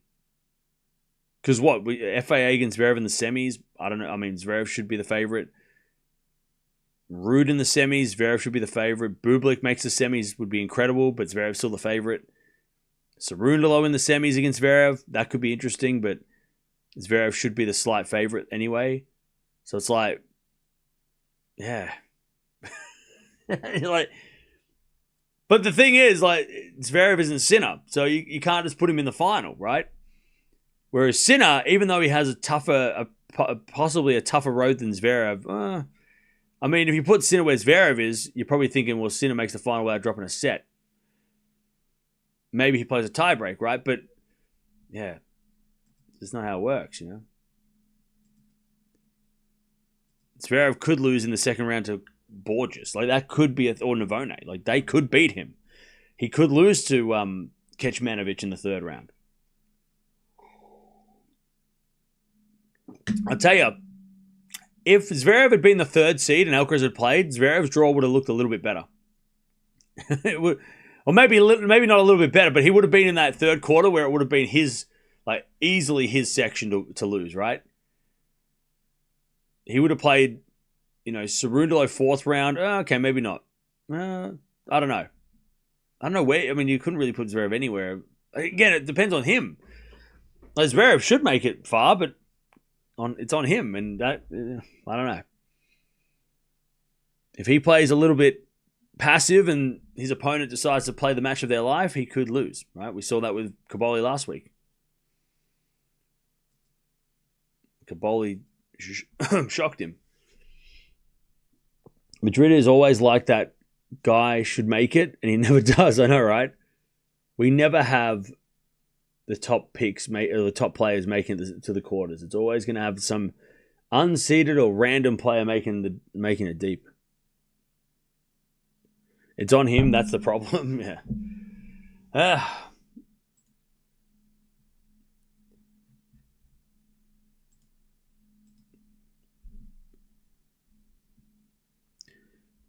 Only a few days ago, you said Sinner most likely won't play Madrid. So why do you think he's playing? Yeah, I don't know. I think he's probably playing it for a couple of reasons. Like, one of these reasons, I don't know which one, but you can pick. So, he's in form and he's healthy. So why wouldn't he keep playing? Why would he? There was no sign of fatigue in Monte Carlo, right? He didn't seem like he was tired. He seemed fine. So why wouldn't he keep playing? Why would he have Monte Carlo and then 3 weeks and then Rome? Why would he do that? Right? Why does he need 3 weeks off? You know, he seems like he's playing well and he's in form. He also didn't play last year in Madrid, so he probably wants to play because he hasn't played Madrid for a couple of years. So that's probably another reason he wants to just be there. He hasn't been there for a while. Also, it's an opportunity for him to extend his lead over Alcaraz. So that means when we get to Wimbledon, he won't have to worry about his number one ranking. He can stay number one until, if depending on how he does here, he could stay number one until, you know, the US Open, maybe, right? I think that's probably one of the factors as well. So, and also the big one, I think, is the record. Like the record that he's built. Nobody's won the first 4 Masters in a row. Nobody's won 5 in a row from last year to this year, I don't think. So the fact that that's on the line, and I said this last week when everyone was saying he was committing to playing, even though, like, you know, maybe it doesn't matter if he gets the record or not, because if he doesn't play this tournament, he can still play Rome and win that and whatever. But like when we look at the record books in 20 years, to see his name, Indian Wells, Miami, Monte Carlo, Madrid, to see him go win, that's going to be etched into history, right? And if he didn't play this tournament and then somebody else won Madrid, it would be like Sinner, somebody, and then let's say Sinner won the next couple. You know, I think he just wants to keep, like, he wants to try and do the thing that hasn't been done, right? So there's a little bit of like a historic factor. Because I don't think anyone's won the first 4 Masters, right? Nobody, like, Djokovic was the only one, I think, that won the first 3, right? So he wants to go and probably try and tick that off. Is it his only reason why he's playing? No. There's probably multiple. What's the other thing? Oh, I get 2 weeks extra rest. Okay. The only benefit of not playing was resting. That's it, right? Now we might look at the French Open. He might look really tight and go, I shouldn't have played all those tournaments. But that's a future Sinner problem, right? So having a look here. So Djokovic 2014? No. 2015. Indian Wells, Miami, Monte Carlo, and then he lost in the semis of Madrid? No. He lost in... No, he didn't play Madrid. Wow, okay. Yeah, he didn't play Madrid in 2015 after he played so much. So yeah, he pulled out of Madrid.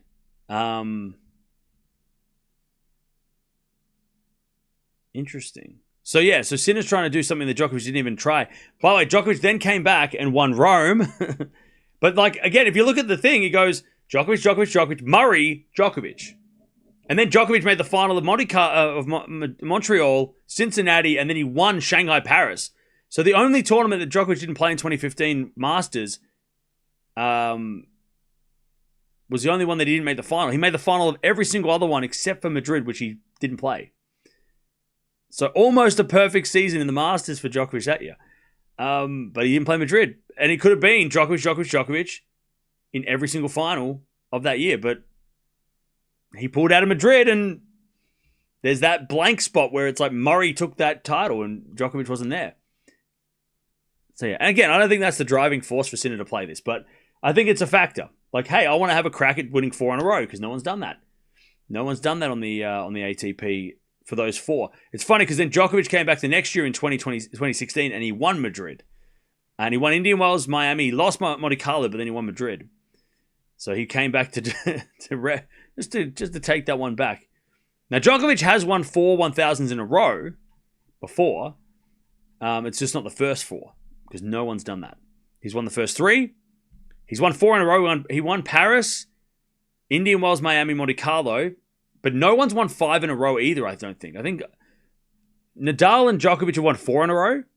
Because Nadal won Madrid, Rome, Montreal, Cincy in a row. But no one's won 5 in a row. So again, that's probably another thing. Hey, I want to be the first guy to do that. And when you have all these opportunities to do that, for him to just be actually, I'd rather have 2 weeks rest. When's he going to get a chance to take this history again? The chances of him getting in this position again may never happen, right? It's kind of like on a way less equivalent to doing 4 Grand Slams in a row, right? But this is something. It's almost like doing winning 2 Grand Slams, like Wimbledon, US Open, and then winning the next 3 the year after, right? You wouldn't pull out to go, oh, actually, no, you want to try and at least attempt the historic thing. By the way, I'm not comparing 1000s to Grand Slams, but still, you think that's got to be hey, I want to do the thing that no one's done. At least give it a shot. And look, the worst thing possible, right? I mean, it's not the worst thing, but the thing that Sinner could do is just play for 2. He could play 3 matches and go, actually, I don't want to play. He could easily just pull out of this tournament halfway through if he feels like he needs more rest.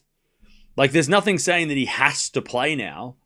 He could probably play 2 matches and go, you know what? I'm actually feeling a little bit tired and I probably need some... I don't want to risk it. And then he might just pull out of the 4th round. He might do that. There's nothing against the rules to do that.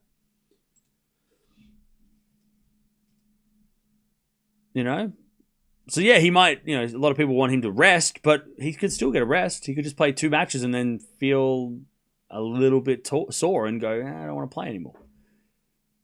That could happen, even though he'd be walking away from history, but still. At least give it a shot.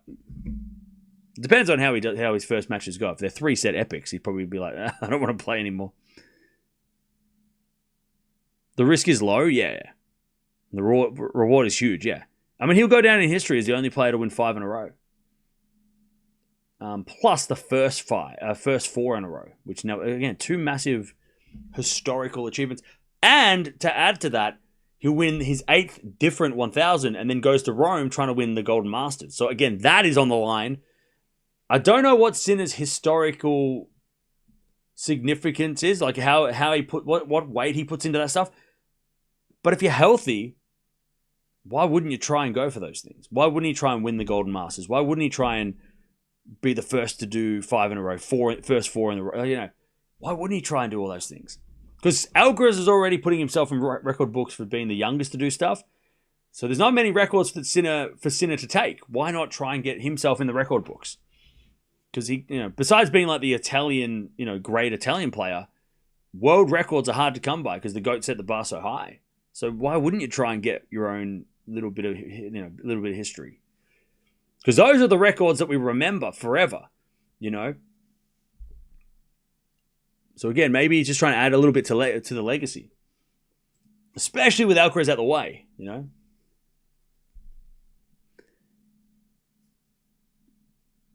As a Sinner Fonseca fan, I'd be fine with Sinner giving Joao a gift to the quarters. So fair enough. Anyone's Madrid still Bublik's best 1000s next to Paris. I mean, yeah, Bublik could be interesting at this tournament. Bottom half of the draw seems a bit open.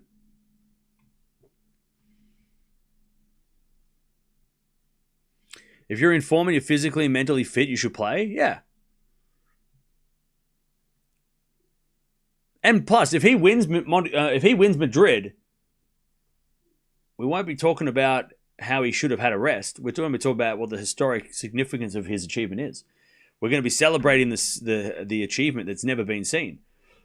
I mean, we should be a little bit selfish as tennis fans and be like, yeah, you should play. We want to see you do something crazy, right? We shouldn't be talking about, oh, you should really just sit down and have a rest. No. We should all be thinking, no, play.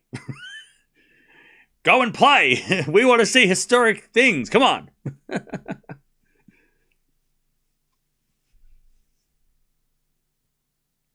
I think Sinner has the toughest top half of the draw with Shelton, Feast, and Fonseca. Yeah, baby. Maybe. I wouldn't call Sinner's draw tough. It could have been worse and it could have been easier, but I don't think it's tough. I think it's a decent draw.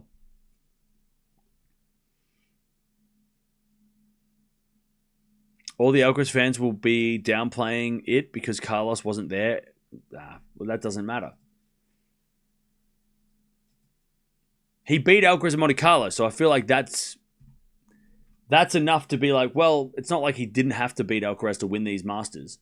He did. He literally beat Alcaraz in Monte Carlo to win that one. So, yeah.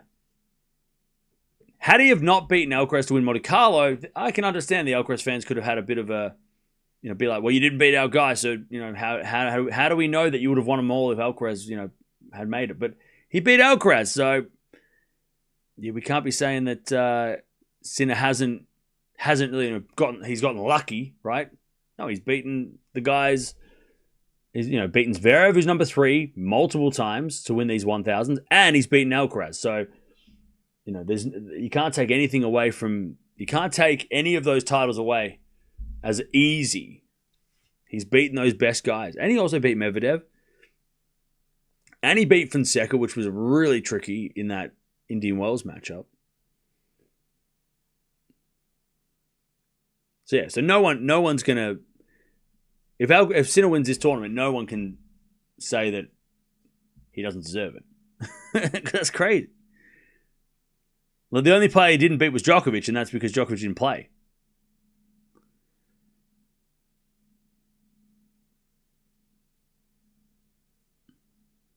Why are your Alcaraz shirts in random order, not in slam order? They're just in order of which ones I like. Yeah. Like the most interesting ones. Also, those ones are all the different slams. So like US Open, Australian Open, French Open, and Wimbledon, whereas the other ones are up the top. Are different. I wanted one of each. All the 4 slams there.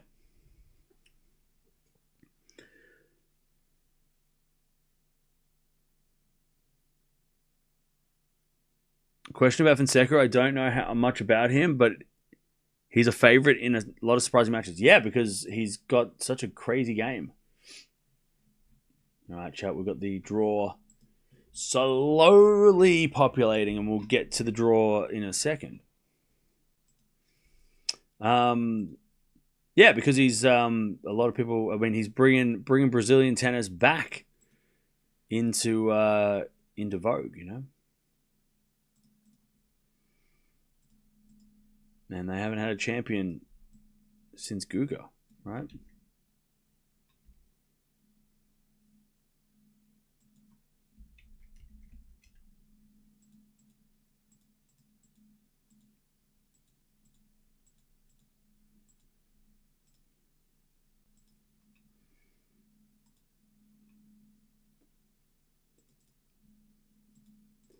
All right.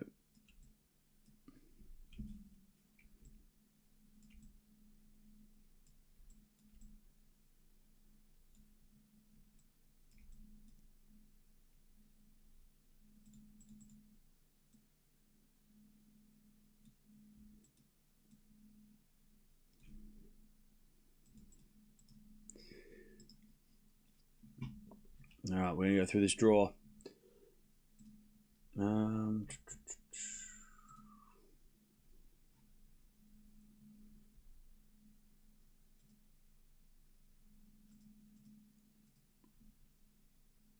I can just work it out. Okay.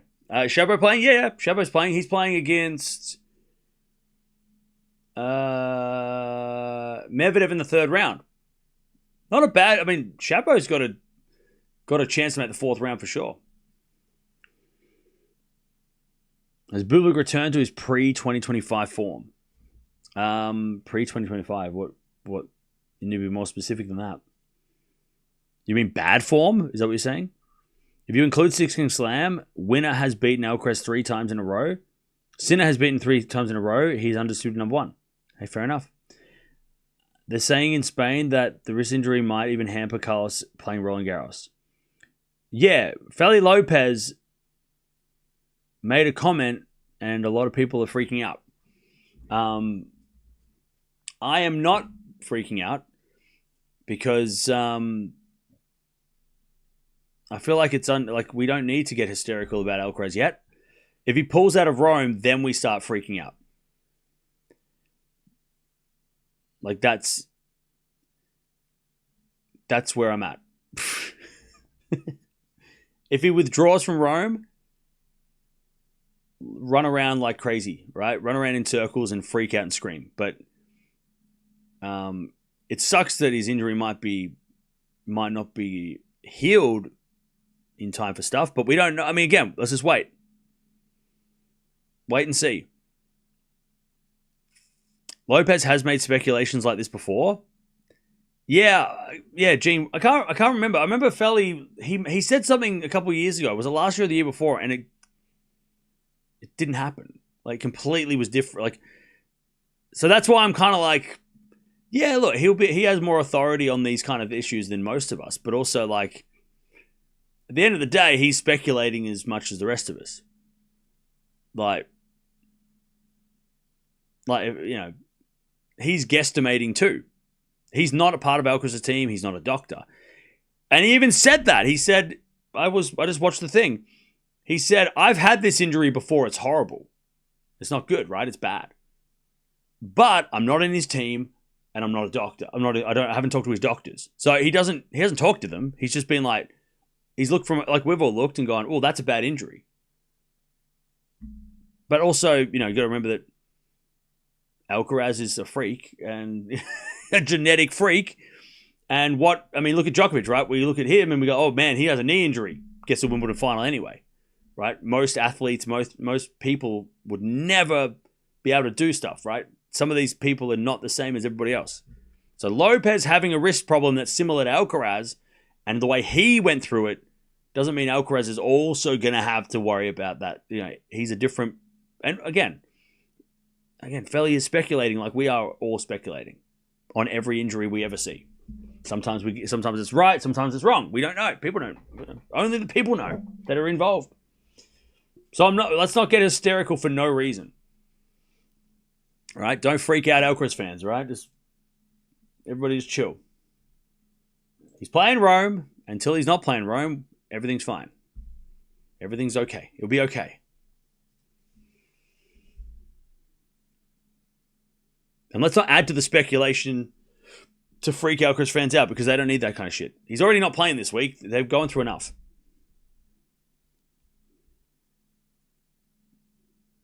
You can't play a Grand Slam with 70% healthy wrist, Cam.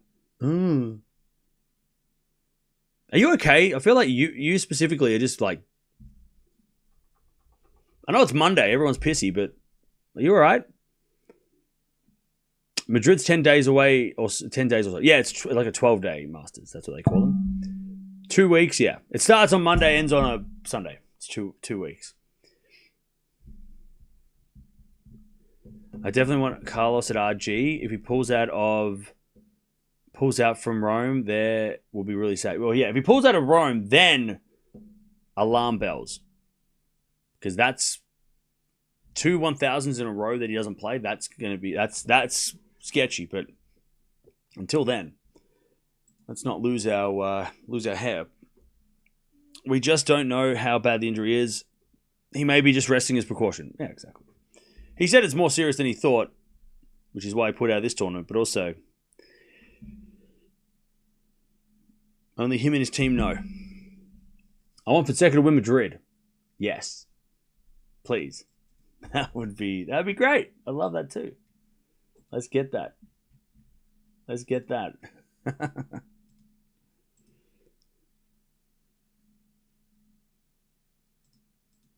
want Fonseca to win. Yeah, we all want Fonseca to win Madrid, right?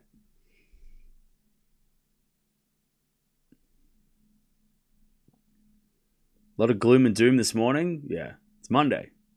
Everyone's miserable.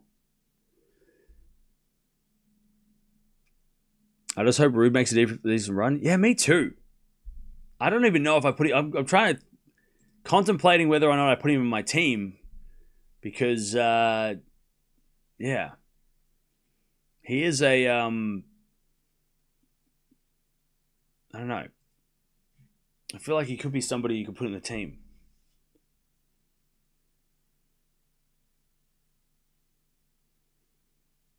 Rude has a really good... If Rude's healthy, you got to put him in your team, right? We'll go through the draw and then we'll talk about fantasy teams. I don't know if you guys... Is anyone else having problems logging into the fantasy team? Mine just keeps... mine's just loading. I don't know if it's just my computer or if it's... or if everyone's having that issue, but it won't load properly. It's like just buffering.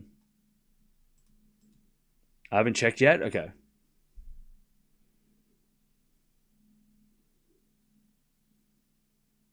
His draw is not bad. Depends on if he's healthy. Who's that? Oh, Rude, yeah. Mine's good? Okay, my computer's just being a pain.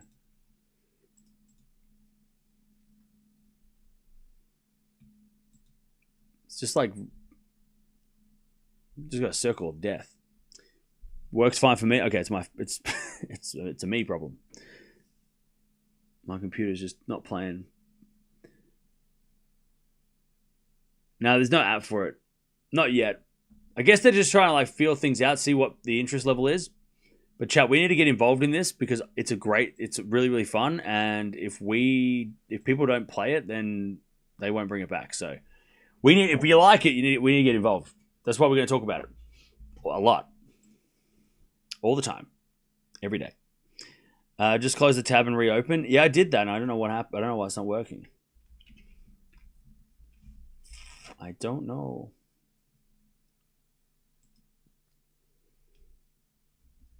I'll figure it out.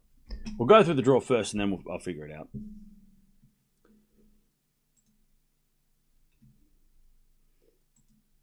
But yeah, I got to make a big decision on whether or not I get Rude or not. Yeah, you got to sell Carlos. You got to sell Carlos for Sinner, right? I mean, that's the no-brainer.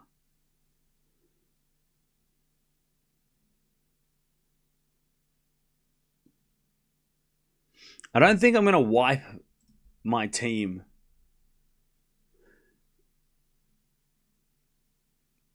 I don't even know if I make any other trades. Do I just trade Sinner out and bring in... So trade out Alcaraz, bring in Sinner. I can't afford Musetti. Echeverry's draw is not bad. Feast's draw... I mean, Feast and Echeverry could meet each other. Fonseca's fine. Keep him. Berrettini's on the bench. Monfils is on the bench.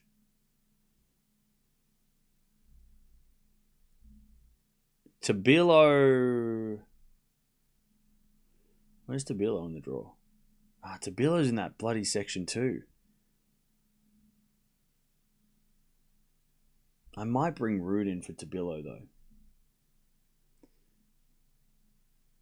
I know it's a risk, but it's a risk I'm willing to take. Maybe. Also, Tsitsipas might go down to 1 coin, so I'm going to hold off on Tsitsipas until maybe next week. Bring in Steph next week. I used the swing switch thing this week because I decided to use this week to build for Rome 2. Wanted a clean slate. Yeah, I'm thinking of doing that too, but I'm also unfortunately the entry list hasn't come out for Hamburg because I'm trying to figure out. Maybe it comes out today, but I'm trying to figure out. Everyone's playing Rome at this stage. Everyone's playing Madrid. That's playing, right? But then who's playing Hamburg and who's playing Geneva? And then Roland Garros. Like I will pick Rude. If I do a clean slate, I'll pick Rude if he's also playing in Geneva or Hamburg. Who else? I don't know who else is playing in those tournaments, though. Is Djokovic? I don't know. Is Zverev? I don't think so. Like, that's... Yeah. Those entry lists are not... I can't find those entry lists. They're out, though. So that's why I'm like... I want to make sure I pick players. If I do a clean slate, I want to pick players that are going to be playing the entire time. Because that Geneva-Hamburg week is going to be really tough.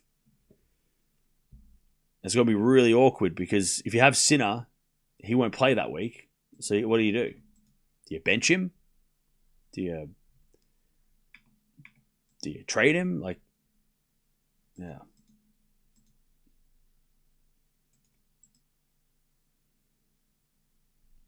Yeah, I don't know where the entry list is, though. The entry list should be coming out, or should have come out already, but I can't find it.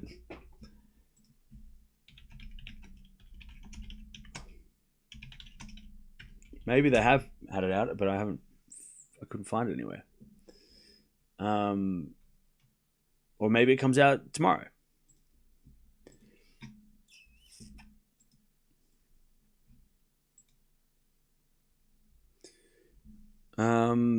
If Sinner wins Madrid and Roland Garros, how many points ahead of Alcaraz will he be? I don't know. Because Alcaraz hasn't... It depends on how Alcaraz does too. I'll keep Feast. He's been too profitable for me, yeah. Yeah, I feel like you got to hold on to Feast until he either loses or until he is... Like, until there's a reason to get rid of him, I don't feel like you should get rid of him. He's only going to go up in value and he scores points. That's the perfect guy. Same with Fonseca.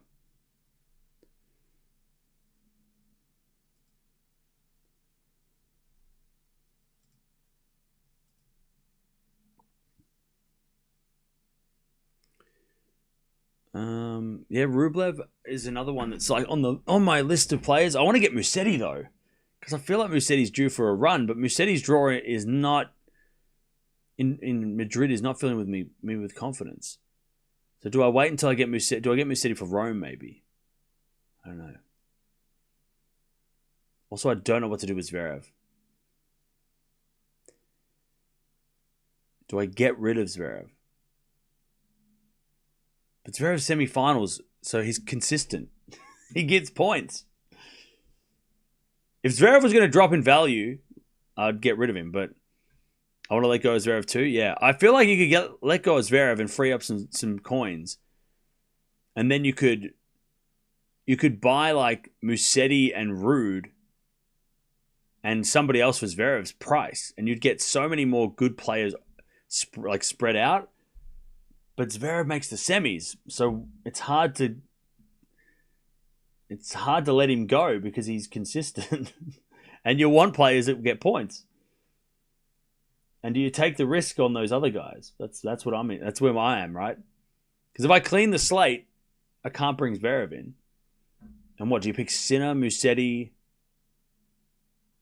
Rude, Caboli, and then a bunch of other players. I don't know. Yeah, he'll stay the same value too. So it's not like he's going to go up in value, and he's not going to go down in value yet. So it's really hard to like get rid of him. There's no like I just don't.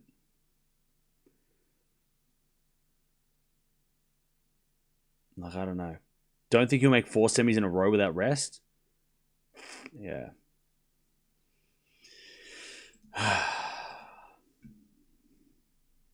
But he could also make the final. And you get rid of him and he makes the final and you're going to go, why didn't I trust? I just have trust issues. That's fine.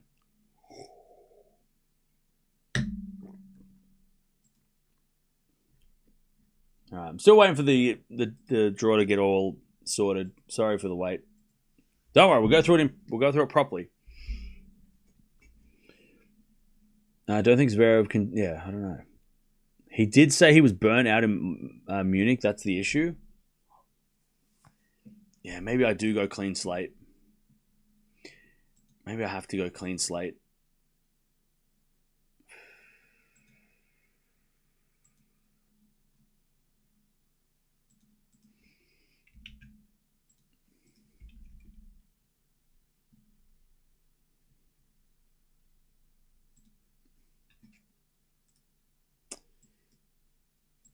I might have to go clean slate with Zverev.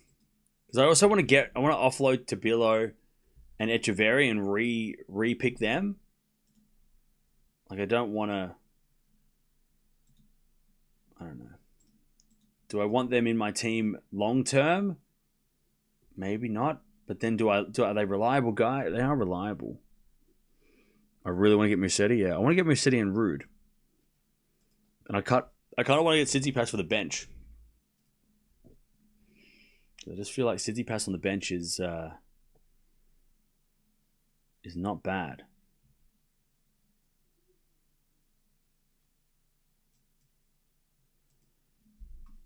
So many decisions, chat. Being a general manager is stressful. I also want to clean a slate too. I want to make 3 switches, to be honest. Well, that's it too, right? I want to make 3 switches as well.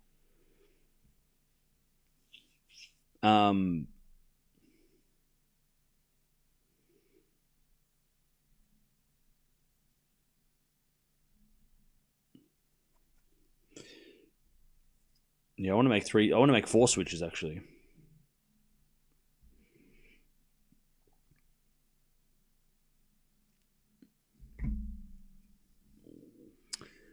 You think Nole would be hosting the awards if he was playing Madrid? I have no idea. I didn't even know he was hosting the awards. By the way, chat, I don't know why, but the ATP website, the ATP Fantasy website is not working for me. On my phone or on my computer. So I don't know what's going on. I think it might just be not working in Australia.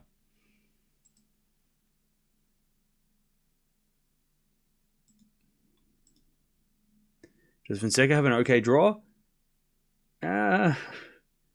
Demon or 3rd round, Rublev 4th round, and Sinner quarterfinals. So not really, but he's he's not the favorite probably. Works for me in Melbourne. Damn it! It's my stupid internet. That's why. My computer said I've had enough.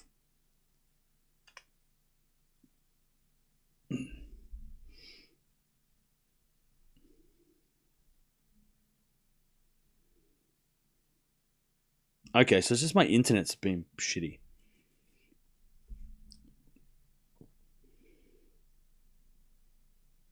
I think this is my internet that's ruining it. That's fine. I'll fix it later.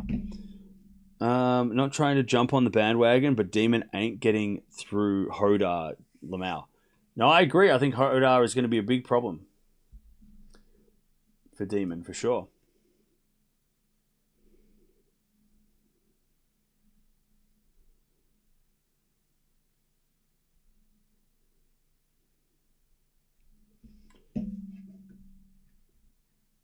I agree. I think Hodar is going to be a big problem. Could pick up tons of upset points. True.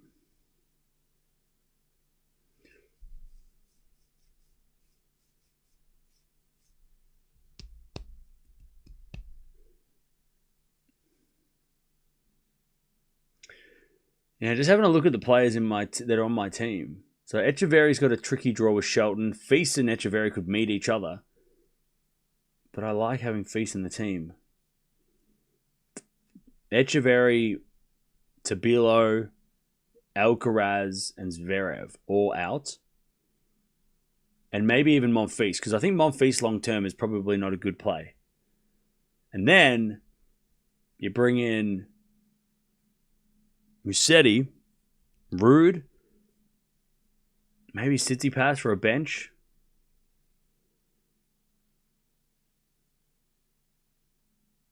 I kind of want to bring Cerundolo in. I feel like I kind of trust Fran.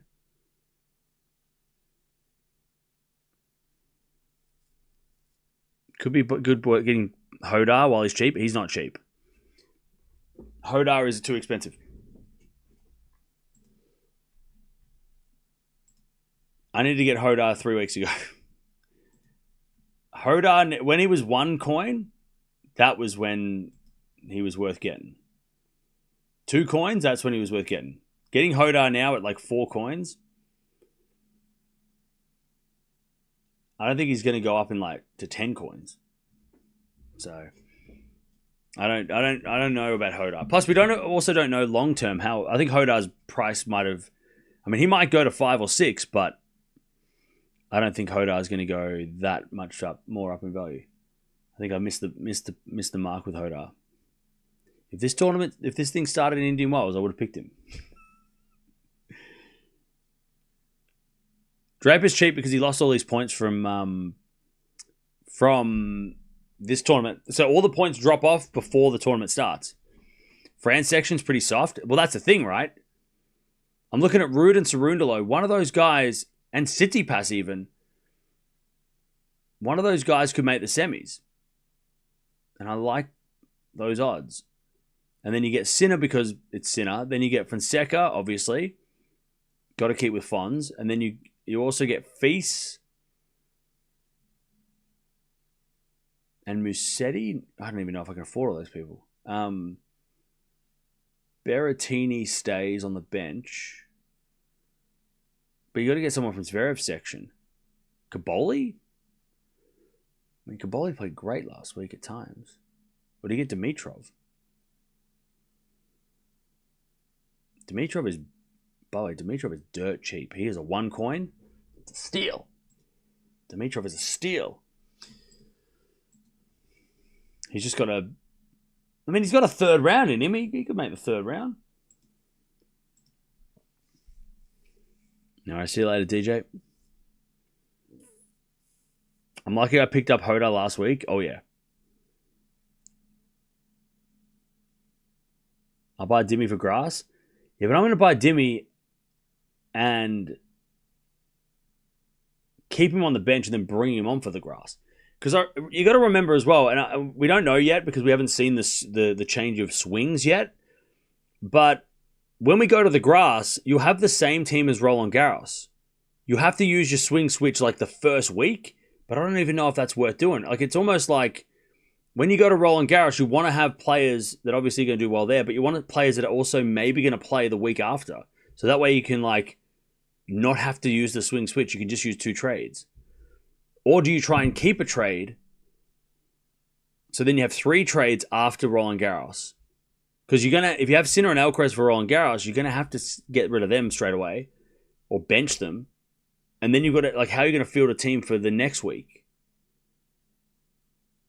So, like, Dimitrov, if he does well at Roland Garros, bonus. But if he doesn't, he's probably going to play, like, first week on the grass. And getting him, like, having him before that. Because Dimitrov on clay is good, too. Like, he's not bad on clay. And also, if he goes up in price, if he's 3 coins, you might have missed it. Like, 1 coin is so cheap. Like, he's a bargain. Berrettini, Dimitrov, and Tsitsipas. Like, those 3 guys are going to get better. They're going to go up, right? They're going to be worth way more. They're going to be all worth, like, 3 coins in a couple of weeks, maybe. You sound like a stats guy from Moneyball, Jonah Hill? Maybe I am. I'm the Jonah Hill of ATP Fantasy. Or am I the Brad Pitt? I don't know. Call me. Don't call me Seth Rogen. I'm sick of that shit.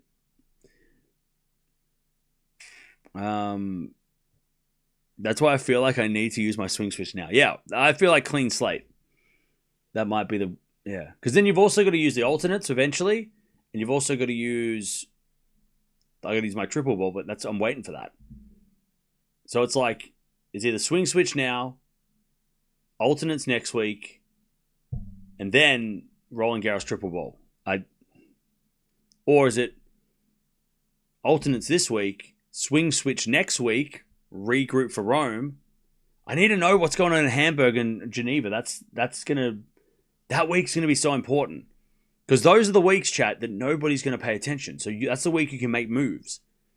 So like if you have a full team in Geneva and Hamburg, you're going to be way ahead of everybody else because most people are just going to forget about it that week. You know what I mean? At least that's how I'm thinking. Because like last week, a lot of people didn't do their teams. They're going to come back this week and be like, oh shit, I have to make 5 trades. You know what I mean? Like you got to be thinking like 2 weeks ahead, 3 weeks ahead. We will know by the end of Madrid the entry in Geneva. We should know now, though, because it's 6 weeks. It's usually a 6-week window.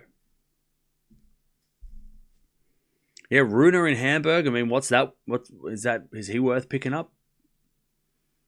Probably not. Why you need to bench them after Roland Garros? Don't they play Haller and Queen's Club? No, I'm saying the week after Roland Garros. They don't play the week after Roland Garros. They'll play 2 weeks later. I'm talking about the Monday after the Roland Garros final. There's a tournament that starts, and they're not going to be there. You got to be thinking about that, because they might play Queen's Club and Haller, but what about that week before, right? The only way you're going to do the good at this competition is if you have a full team every week, and that's the trick. That's the hard part about this thing, is trying to field a full team every week, because it's not easy. Nobody plays every week. You can't just pick the same player that's going to play every week of the year. You need to have a roster of players that chop and chop, but you also need the best players. So it's like it's never ending. At most, Zverev will go to Stuttgart. Maybe, yeah. I mean, he'll play Haller for sure. Who's playing Bublik in the opening round? He'll play either Tsitsipas or a qualifier.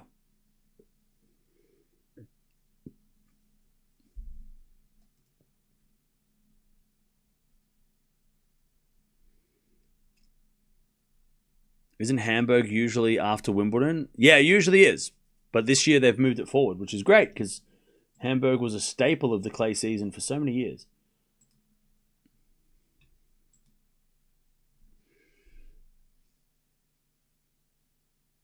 That's why I need to get Rude. Yeah, I know, right?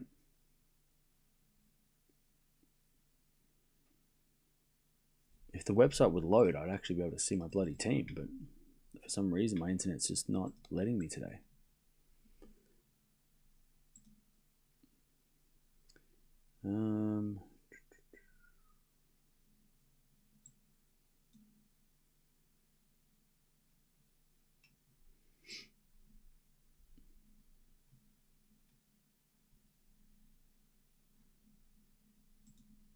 Oh, here we go. It's loading. Yay! It's loaded. So, yeah, because I need to get rid of Alcaraz.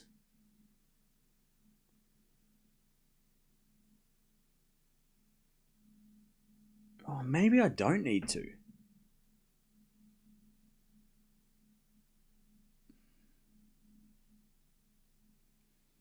I mean, I definitely need to get rid of Alcaraz.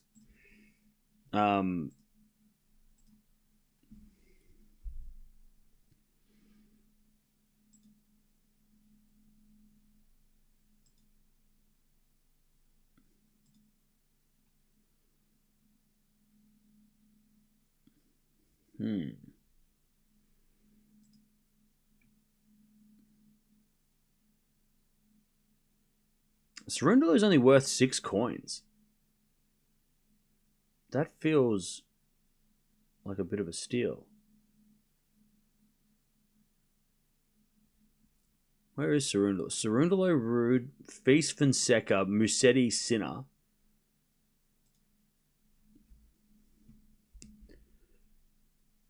And then you grab... Because then, like, if Alcaraz comes back for Rome, I can get rid of Alcaraz. I can get rid of Musetti and bring in Alcaraz. A straight swap. And if he doesn't, I can bring in Zverev. Or keep the team. And I still have a lot of money. Yeah, I got to make like 5 trades. This ain't going to happen. I'm going to have to use that switch. I'll have to use the switch! And then I'll use the alternate for Rome. I just have to make sure I field a full team for Rome. Trusting Darderi 3rd week in a row. Hey, look, if you got Darderi, you might as well ride with him. I'm gonna use my switch too. Yeah, yeah. I'm gonna look. I'm glad that I'm after this stream. I'm not gonna be doing anything, so I'll be mucking around with my team.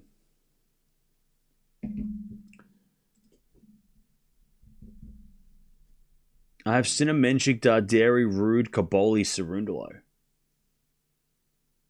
Yeah, I like that team. That's a good team. Shit, how did you get that? Did you trade? Did you have that already? That's crazy. Darderi is rocks or diamonds. I reckon Darderi might do well in Rome. I don't know if this week he might struggle. Tsitsipas is 85 in the rankings. His career is over. Yeah, but okay, maybe. I feel like I might get Dimitrov instead of Tsitsipas then. Dimitrov could make the 3rd round and play Caboli, and then maybe, I don't know, maybe he takes out Caboli. I don't know. Caboli might be tired. You had that for Barcelona? That is a hell of a team. For this week, that's a great team. Even though Menchik and Rude are question marks, I still think that's a great team. So Cerundolo, Darderi for sure. Yeah, I'm gonna have to wipe the slate clean, I think.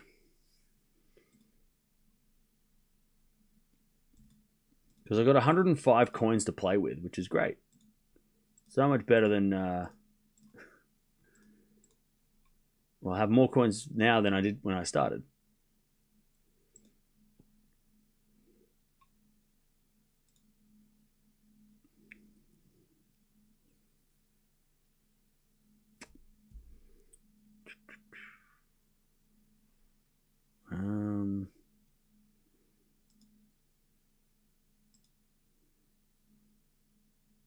Yeah, Hodar's worth 4 coins. That's too expensive. At the moment, I don't think that's too expensive. For me, I'm cheap. Also, Hodar's got a terrible draw, so I'm not going to pick Hodar for this week. He's going to play Demon or then Fonseca. If he was maybe in that 3rd quarter, maybe I'd consider. But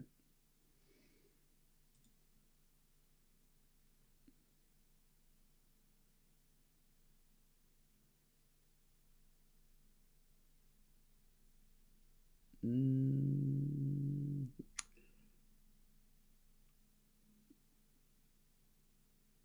trying to look. Who do I want my team? Sorry we haven't gone through the draw yet. I'm waiting for it to all load so I can actually go through it properly. And we don't have to... You can actually see it properly instead of just... Because I noticed yesterday's stream, everything was in micro text and you couldn't see nothing. It's a bit of a bummer. So I want to try and get it visible. Oh, Jesus.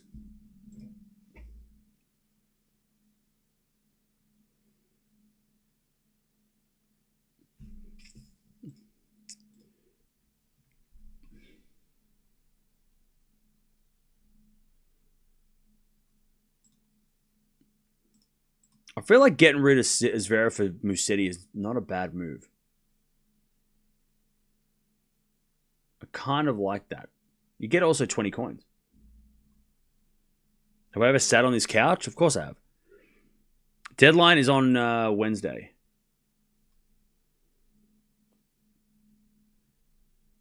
Do I go Caboli? I don't know. I'm scared Caboli's going to have a bad week. I want to pick players that will go up in value. I feel like this is a week to try and go for value. What are players that are underranked right now? I need to go for players that are sort of, they could go on a run and are cheap.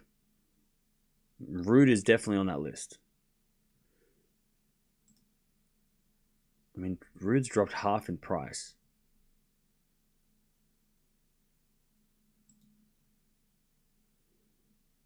Draper has dropped a couple of, but he's injured, right?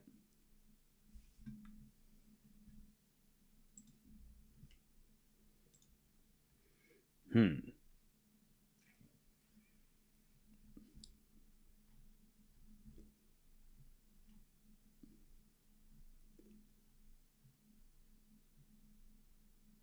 Dimitro Berrettini are no-brainers as bench players.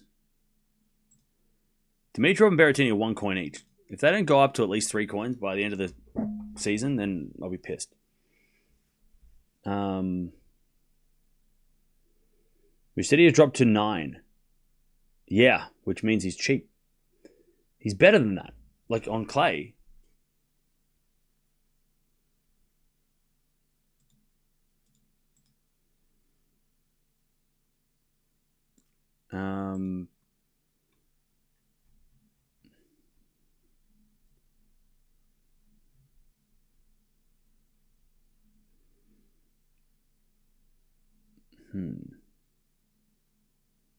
I want to kind of pick Caboli, but I'm a little nervous. Rublev? Where's Rublev's draw? Rublev, Fonseca, friendly fire.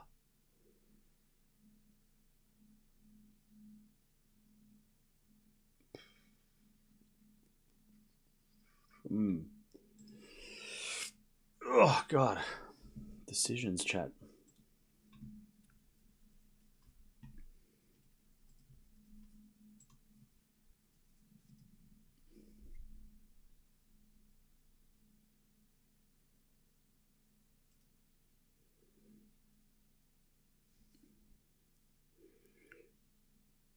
I have to give up Vachereau and my 5 coins got Musetti. That's a good pickup. Getting Musetti is a good pickup. He's cheap. Musetti is going to have a run on clay. He will make a semi on clay eventually. He's going to have a run. Musetti is a good pickup. Unless he gets injured, and then we all suffer, but that's fine. Like Musetti's got to have a run. Oh, I forgot to pick Feast. I forgot that I was going to pick Feast.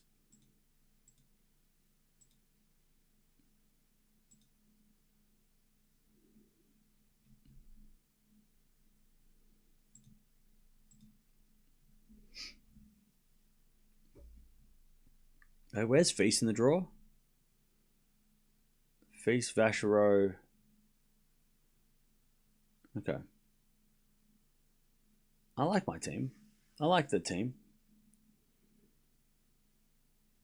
And then I got 24 coins for then when Alcaraz comes back, I can get rid of Musetti and upgrade to Alcaraz.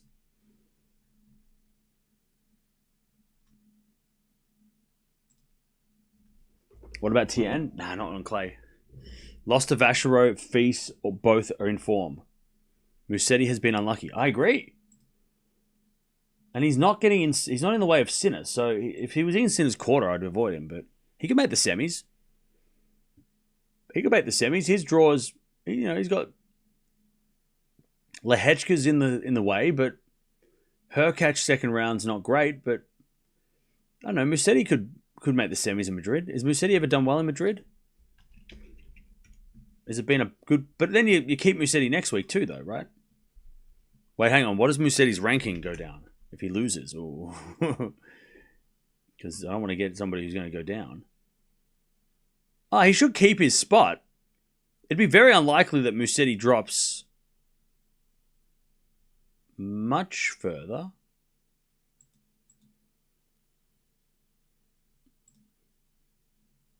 I mean, he could drop again, but he probably won't drop. He might drop 1 or 2 coins, but not like but he also could go up 10 coins. Like the upside, like, you know what I'm saying? He lost to Draper in the semis last year. Oh yeah, that's why he dropped in price. Yeah. Musetti's a no-brainer. Definitely worth the risk, because if he doesn't do well now, you just keep him next week. And he plays Rome. I think I'd rather pick him than Zverev. He's like 20 coins cheaper too.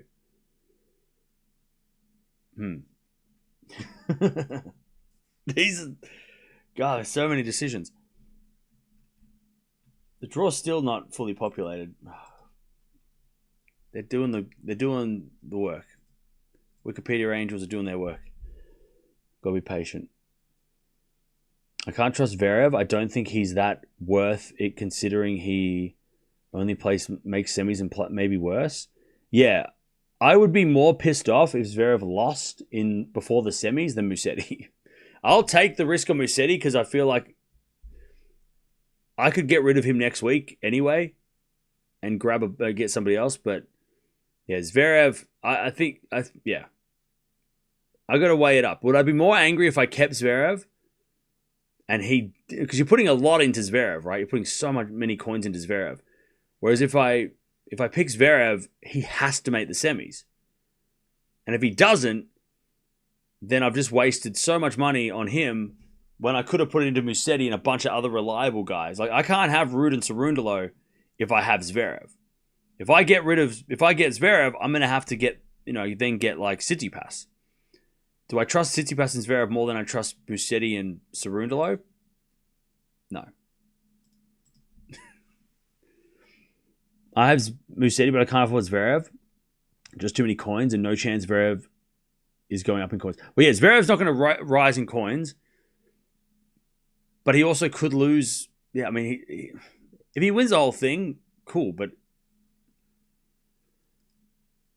I don't know. I'd rather risk it on Musetti. Give Musetti a chance to thrive. And if he doesn't, I'll just get Alcaraz. Or I can get Zverev next week. I'm going to get rid of Zverev for cheaper guys. Yeah, I feel like he's just... Even though he makes the semis, Madrid feels like it could... I think with Madrid, this is my thinking, right? You want to have... I want to have a wider net of players that could have a run, because Madrid's always got a little bit of a randomness to it. So instead of going, well, Sinner and Zverev are going to make the final, like Alcaraz and Sinner in Monte Carlo, I'm betting on them making the final, and everybody else can do their thing. I'd much rather have a wide array of players making the quarterfinals than trying to bet on Zverev making the final. If that makes sense. I don't even know what points-wise that would be, if that would actually make up the points, but yeah. I feel much more comfortable going... the chances of Musetti or Cerundolo making the final could be a thing, right? He could make the final. Ruud could make the final. Caboli could make the final. I'd rather have those guys and take the risk on those cheaper guys, right? Oh. All the players who do well on faster courts get chance in Madrid. Well, that's it.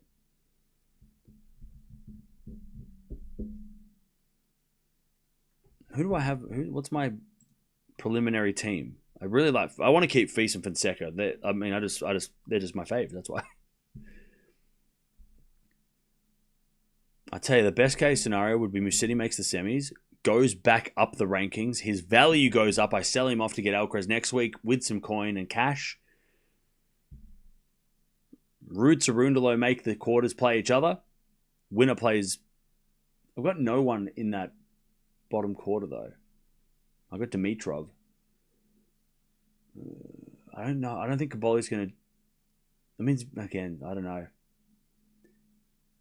Hashanov could make the semis. But I'm not putting 10 coins in Hashanov yet. Ruud so cheap, should go for him. Yeah, I'm picking Ruud Cerundolo. Because that third section feels a little bit... Could be a bit random. Anyways. I'll show... We'll talk about this more tomorrow too anyway, because the men's draw doesn't start for 2 days. I also have Tsitsipas. He's too cheap to get rid of now. Yeah, if you have those guys, you got to ride with them, right? Hey, what's up, Coda? How you doing? Ruud will probably only go up in price. Well, that's it, right? That's what I'm thinking too. I'm like, okay, how can I feel like this week is kind of a bit of a, okay, clean slate. How can I cash in on players? Like, who are the players that could do well this week that I could get some cash? Musetti, Ruud could all go up in value. And if they all go up in value and have a good week, then yeah, then I could cash out and get Alcaraz, Sinner, and maybe another top 10 player for Roland Garros, right? And Berrettini, Dimitrov, I mean, they're both outside the top 100. They're going to get back in the top 100. They'll go up in value. They're those. I'm going to keep them. They might be on my bench for the rest of the year. Like, I might not have to trade them again because Berrettini and Dimitrov, they're both worth one coin. They're both going to play if they're healthy, and they're both going to do well on grass as well. So I just set and forget those guys as the alternates. And they're only going to go up in price because they're literally rock bottom. How many points is Zverev worth? He's like 200. Oh, man. He's like... I mean, Zverev's worth 33 coins. I mean, that's a lot. Zverev is a lot. And the problem is he's not going to go in anymore. So...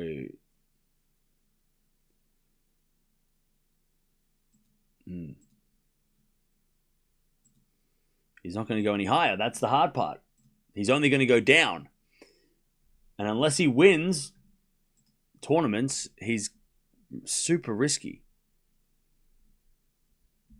Zverev, you could almost get Musetti, Vacheron, Ruud, and Bergs for. Exactly. That's the thing. It's like, why have Zverev when you can have all these other guys? My team from last week, Alcaraz, Tsitsipas, Musetti, Shelton, Kaboli, Dimitrov, and some rando. Who should I exchange? No idea. We might have to do a draw. We might do a deadline thing tomorrow. Or can we do it tomorrow? We might do a special stream tomorrow. If we don't, I mean, we're going to watch women's matches tomorrow too, but we'll see what the schedule is for tomorrow. And then we might do like a ATB fantasy stream just to just to see what's up.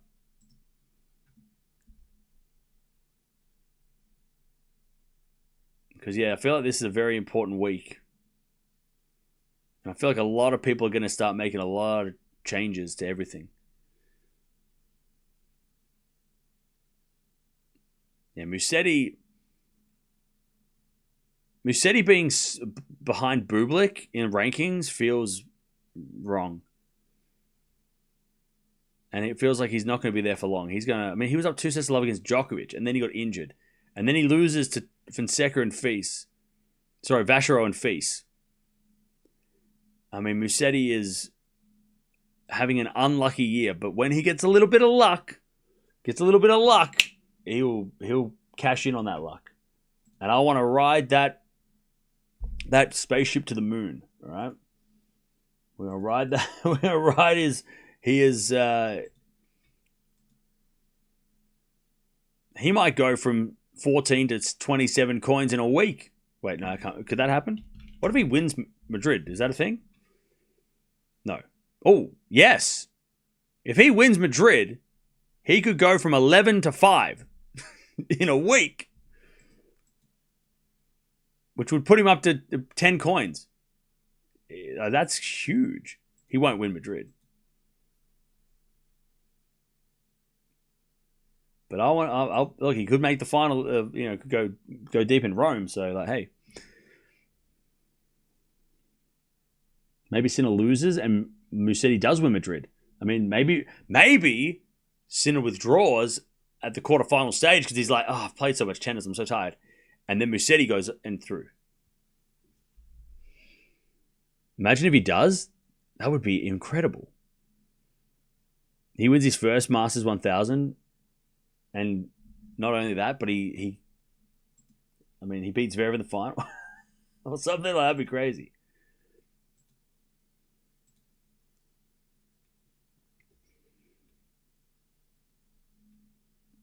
I feel like my team is very clay court orientated. Got a very good clay court team that could also play on grass a little bit, except for Rude. But you get rid of Rude, you get Alcaraz, right? Like if I got rid of Rude, I couldn't afford Alcaraz yet. Need that Musetti cash bump. Just realized you can't active 2 chips in 1 week. My team is now in shambles. Why? Why would you? What do you mean? What did you do? You can't use alternates and change the chip. Change the swing switch at the same time.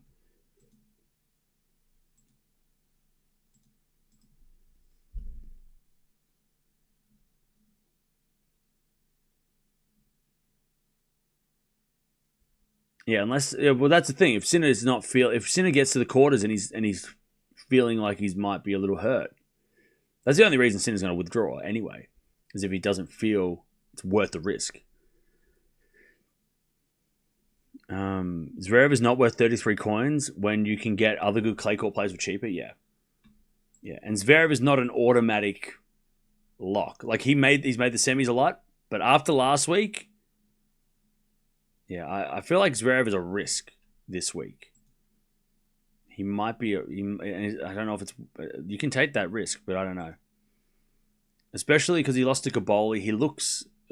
Somebody said he sounded like he was burnt out. It's like, okay, well, that's not good. I don't want to back someone who's not feeling it.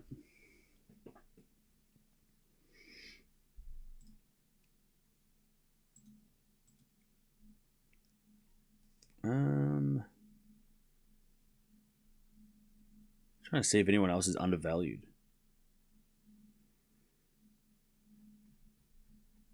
Or anybody else. I mean, Bublik might be worth. Nah, Bublik's too expensive. Bublik would be a great pick straight after Roland Garros, especially if he lost first round, because he would plummet in price if he lost to Roland Garros. Because remember, he made the quarters. Bublik straight after Roland Garros is worth it. Like, you got to get him in. Like, that is going to be a pick for sure. He looked pretty deflated after that match. Yeah. Deep down, who would you pick if it was Zverev Musetti right now? Zverev is worth a lot more points, but has big wins. Like I said, I would feel much more comfortable picking Musetti and he loses than Zverev picking him and him losing. That's why I'm like... Because also, if Musetti loses, it's not... Like, I feel like if you get Zverev and Sinner, because we're assuming you have Sinner, right? If you get Zverev and Sinner, and you get Zverev in particular, you're putting all your chips on Sinner, pretty much, right? You're going all in on Sinner. On Zverev. You're going all in on Zverev, right? You're backing Zverev's going to he's got to at least make the semis to make it worth your while. right? If he doesn't make the semis, also, he's probably going to have to win in straight sets to get that extra points, right? And serve well, which he does anyway. But, like,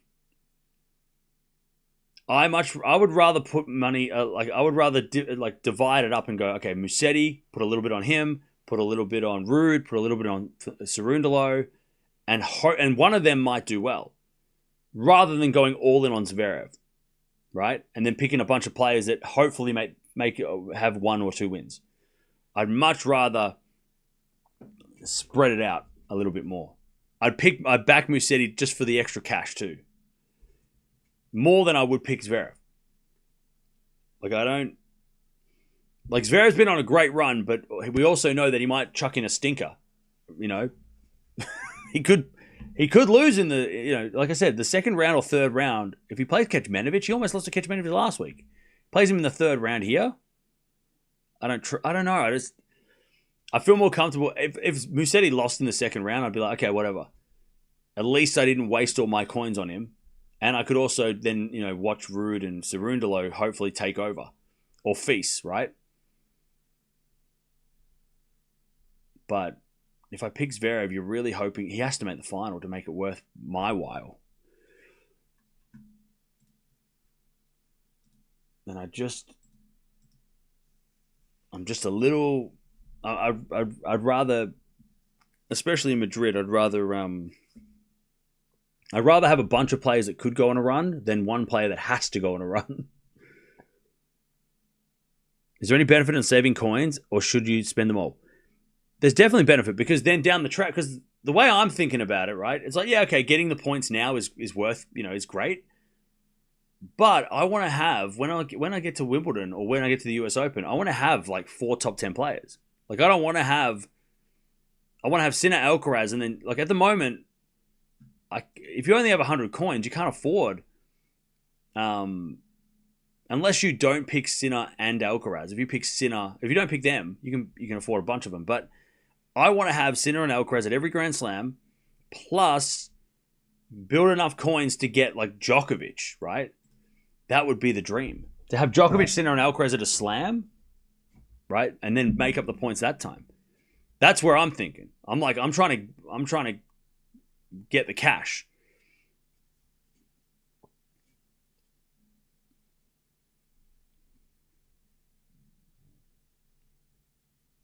So yeah, and I've got 100. My team's worth 105 coins now, so that gives me 5 more coins to play with, which is the difference between going from like an Echeverry to a Rublev. Like, that's 5 coins, right? So upgrading from going from Echeverry to a Rublev, or going from Dadiri to Kaboli or whatever. That doesn't feel like a massive upgrade. They feel pretty similar, but yeah, the difference between 5 coins could be massive. Almost the difference between picking FAA and Zverev, down the track. Anyways, I'm thinking of it like that. And the points that each player makes, because you could pick the best player in the world and they lose in the set. I mean, look at Alcaraz last week. Everyone picked Alcaraz and he lost and he withdrew. So the point situation, you just don't know. You could have Hodar and he does better than Alcaraz, right? So I'm trying to like get as much coins as possible, because the more coins you have, the more options you can have, right? The bigger the value of your team, the more you can pick so many different players. You got 115 coins? What? You must have Vachereau, like Monte Carlo Vachereau, right? You must have got that Vachereau kick. You got 115 coins? Yeah, not bad. Yeah, your team might be the most high value team in the league. That's crazy. 115? How did you get 115 in 2 weeks? 106 is good. Yeah, I feel like I'm happy with 105. How did you get 115 coins in 2 weeks? Who did you have? Who did you start with, and then who did you get? Because that's crazy. Your team value went up 15 coins in 2 weeks? How? How did you do that? You had Sinner? Wait, did you go Alcaraz to Sinner? Maybe? I need to see your team. Anyways, we're going to get to the draw now, because it's finally up and running. And then we'll talk about teams more. And then we'll get the hell out of it. All right, so the Madrid draw has just come out on the men's side of things, and without some of the big guns playing, it is a bit open, especially down the bottom half of the draw. But let's go have a look at who's not playing, because there are some big names who have pulled out.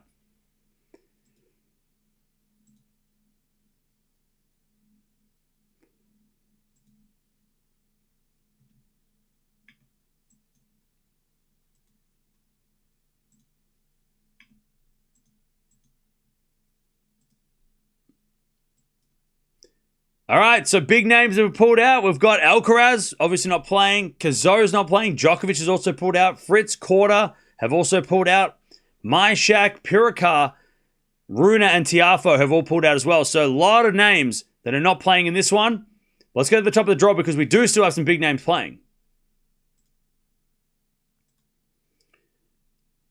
All right, so we've got 32 seeds in this one, and everyone gets a bye in the first round, starting with Sinner, number 1 seed. He gets a bye in the first round. He'll take on a qualifier in the second round because 2 qualifiers are going at it. Then you got Mickelson taking on Chino. Winner of that match will take on the number 32 seed Diallo in the second round. Then you got the number 19 seed Norrie. He'll take on either Mahatch or Comasagna in the second round. Then you got Bautista Agut taking on Taranti. Winner of that match will take on the number 15 seed Paul in the second round. Very interesting draw for Sinner. Doesn't seem that difficult. There are some players in that section that have pushed him, but nothing that should, scream upset. So, of course, you've got to watch over Sinner, favourite for this tournament by a mile. He's obviously trying to win 4 1000s to start the year off as well, and 5 in a row, which I don't think's ever been done. Also got to watch over Paul. Did take a set off Sinner at Rome last year on the clay, so should be someone to consider in this as well. Also, you got to watch over Mahatch and Mickelson as unseeded players. Both of those guys have pushed Sinner at this time as well in this during this season. So definitely got to watch over them as well. But Sinner's draw at this stage looks pretty nice. Next section of the draw, we got the number 9 seed Rublev gets a bye in the first round. He'll take on either Zhang or Capriva in the second round. Then you got Sonigo taking on a qualifier. Winner of that match will take on the number 22 seed Rinderknecht in the second round. Then you got the number 27 seed Fonseca. He's going to take on either Bergs or Cilic in that second round. Then you got Hodar taking on De Jong. Winner of that match will take on the number 5 seed De Minaur in the second round. So this is an interesting section because there's a couple of players, seeded and unseeded, that have been playing well over the last couple of weeks. So, yeah, you've got to watch out for De Minaur, though. Hasn't been playing great lately, so he's due for a big run, but he's in a bit of a nightmare situation with the draw. And you've got to obviously watch out for Rublev as well. Had a really good run last week in Barcelona, eventually losing to Feast, but did make the most of Alcaraz pulling out and took kind of his road into the final. So, you've got to watch out for Rublev. Also, got to watch out for Fonseca. Has been phenomenal over the last couple of tournaments. Only losing to top 10 guys, and he could play De Minaur in that third round and then maybe Rublev after that. So really interesting run. But the unseeded players, you've got to watch out for Capriva. Was really good at the start of the year on the clay. Hasn't done it yet on this clay, but we'll see what happens. Maybe somebody watch there. But Hodar, he's the big one to watch. He had a great week last week in Barcelona. He's won a clay court tournament already this week, or this year, I should say. And playing at home, got to watch out for him. Definitely got to watch out for him. Next section of the draw, we've got the number 4 seed Shelton. He gets a bye in the first round. He'll take on either Collignon or Berrettini in the second round. Then you've got a qualifier taking on Ovna. Winner of that match will take on the number 25 seed Echeverri in the second round. Then you've got the number 21 seed Feast. He'll take on either Bouzet or Manarino in the second round. Then you've got Brooksby taking on Nava. Winner of that match will take on the number 14 seed Vachereau in the second round. And this feels kind of interesting draw here. A bit of a informed player draw. With all the seeds, at least. You've obviously got to watch over Shelton, just coming off the Munich title, winning that one against Caboli. Also got to watch over Feast, just won in Barcelona last week. So both the 2 champions of last week are in this draw. Also, Echeverri and Vachereau have been very good on the clay this year as well. Definitely both got to watch out for those guys too. But I'd be watching out for Berrettini as one of the unseeded players. We know how dangerous he is, and if he gets on a bit of a run, especially on this clay surface, he's made the final in Madrid before. Definitely somebody to watch out here. But this is a really interesting section. Next part of the draw now, we've got the number 11 seed Lehechka. He gets a bye in the first round. He'll take on either Tabilo or Roya in the second round. Then you got Muller taking on Struff. Winner of that match will take on the number 24 seed Draper in the second round. Then you got Griekspoor, the 29th seed. He'll take on either Jumher or Bellucci in the second round. Then you got a qualifier taking on Hurkacz. Winner of that match will take on the number 6 seed Musetti in the second round. And this is another interesting draw here with some players that are injured or have been injured, and then some other players that are looking for some form on the clay. You've obviously got to watch Evan Musetti. Made the semifinals here last year. Actually played Draper and lost to Draper in that semifinal last year. So definitely got to watch out for him. He's due for a run on the clay. Also got to watch out for Lehechka. Has been great over the last couple of weeks. Didn't play last week. So we'll see if he's refreshed, but can do well here. He's done well here in the past. Also got to watch out for Draper. Defending finalist here. Didn't do great last week with the injury in Barcelona, but we'll see what happens with him defending so many points this week and if he's fully fit. But some of the unseeded players, you've got to watch out for Tabilo, very dangerous on clay. And also got to watch out for Hurkacz. Still very strange to see him unseeded, but he might play Musetti in that second round. And that could be really, really tough for Musetti. But we'll see what happens with Hurkacz against that qualifier. All right, bottom half of the draw now. We've got the number 8 seed Bublik. Gets a bye in the first round. He'll take on either a qualifier or Tsitsipas in the second round. Then you've got a qualifier battle. Winner of that match will go on to play Mute in the second round, the 26th seed. Then you've got the number 20 seed Fokina. He'll take on either Grino Busta or Fucsovic in the second round. Then you've got Minaur taking on Shevchenko. Winner of that match will take on the number 12 seed Ruud in the second round. And the defending champion, Casper Ruud, as well. And this is a weird section because you've got players here that are either not playing well or that are not really clay guys. And then guys that are coming back from injury. So, yeah, it's a bit of a strange draw, this one. But you've got to watch out for Bublik. Surprisingly good on clay. And you would think that Madrid, being a surface that favors the guys that have bigger serves over the time, it should be a tournament that he might be able to do well at. He did really well, surprisingly, in Monte Carlo. So we'll see what happens. Also got to watch out for Ruud, coming off an injury in Monte Carlo. So we'll see what happens. Number 12 seed, defending champion. So we'll see if he can defend. Fokina's also coming back for the first time for a while from injury as well. So definitely got to watch out for him. But the unseeded players, got to watch out for Tsitsipas. We know how good he can be on clay. We know how good he can be in general. Just hasn't been able to prove that so far this year. But we'll see what happens. If he does play Bublik in that second round, it's going to be really interesting to see how Steph deals with that. But maybe this is a draw where Tsitsipas could get through, if he can get through Bublik, and take advantage of this draw, because there are a few players that are maybe a little bit underdone. Next part of the draw now, we've got the number 16 seed Cerundolo. Gets a bye in the first round. He'll take on either Hanfman or Giron in the second round. Then you've got Altmaier taking on the other Cerundolo. Winner of that match will take on the number 18 seed Darderi in the second round. Then you've got the 28th seed Nakashima. He'll take on either Van der Zandschulp or Blokst in the second round. Then you've got a qualifier taking on Baez. Winner of that match takes on the number 3 seed Auger-Aliassime in the second round. And this is, again, another wide open section of the draw. I feel like this third quarter of the draw is the one that feels the most random. Because, you know, even though FA is the top seed and Bublik's the second top seed in this quarter, it does feel a little bit like those guys, you know, wouldn't be a surprise if they didn't make the semis, but we'll see what happens. Got to watch out for Felix, though. Does play well on clay, so he should be the one that gets to the semis, and he should at least make the quarterfinals at the very least, if he doesn't go on to have a bit of a run. Also got to watch out for Cerundolo and Darderi. Very dangerous clay court guys, and have been good on clay this year, but haven't been as consistent as maybe they could have been on the clay yet, so we'll see what happens with those guys. But yeah, this is going to be really interesting, this section, because it does feel a little bit open, and maybe it is going to be one of those unseeded guys that gets through instead. Next part of the draw now is number 7 seed Medvedev. Gets a bye in the first round. He'll take on either Marijan or Quinn in that second round. Then you got qualifier taking on Opelka. Winner of that match will take on the number 31 seed Shapovalov in the second round. Then you got the 17th seed Tien. He'll take on either a qualifier or Dimitrov in the second round. Then you got Ugo Carabelli taking on Monfils. Winner of that match will take on the number 10 seed Caboli in the second round. And this is a very fun section. Of course, Caboli is the most informed guy in this section. You know, Medvedev didn't do great in Monte Carlo and didn't play last week. And Shapovalov and Tien haven't done much lately to sort of, you know, on the clay courts especially. And then some of the unseeded players too. But you've obviously got to watch out for Caboli coming off a fresh final last week. Had a really great win over Zverev as well. So really got to see what he looks like this week. Probably the favorite to get out of this section. Also watch out for Medvedev. We know that Klayvedev does appear sometimes. So we'll see whether or not Medi can get the clay court tennis working on the Madrid clay. But the unseeded players, you got to watch out for Quinn. Very, very dangerous. And if he can get through Marijan, he could be really dangerous against Medvedev there and possibly make a bit of a run. So got to watch out for him. And also got to watch out for Dimitrov and Monfils. The veterans of the tour, Monf playing the last time in Madrid and getting a wild card. Dimitrov is trying to get back up the ranking. So, yeah, a bit of an opportunity, I think, for those guys to get a couple of wins. I know Caboli's in the way for Monfils, but we'll see what happens. And then the bottom part of the draw now, we've got the number 13 seed, Hashnov. He'll get a bye in the first round. He'll take on either Landalusi or Walton in the second round.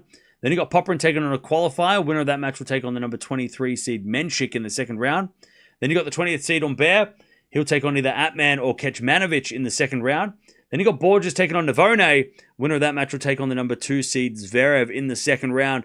And look, Zverev has won this tournament before. He has made the semifinals consistently over the last few tournaments, including last week in Barcelona.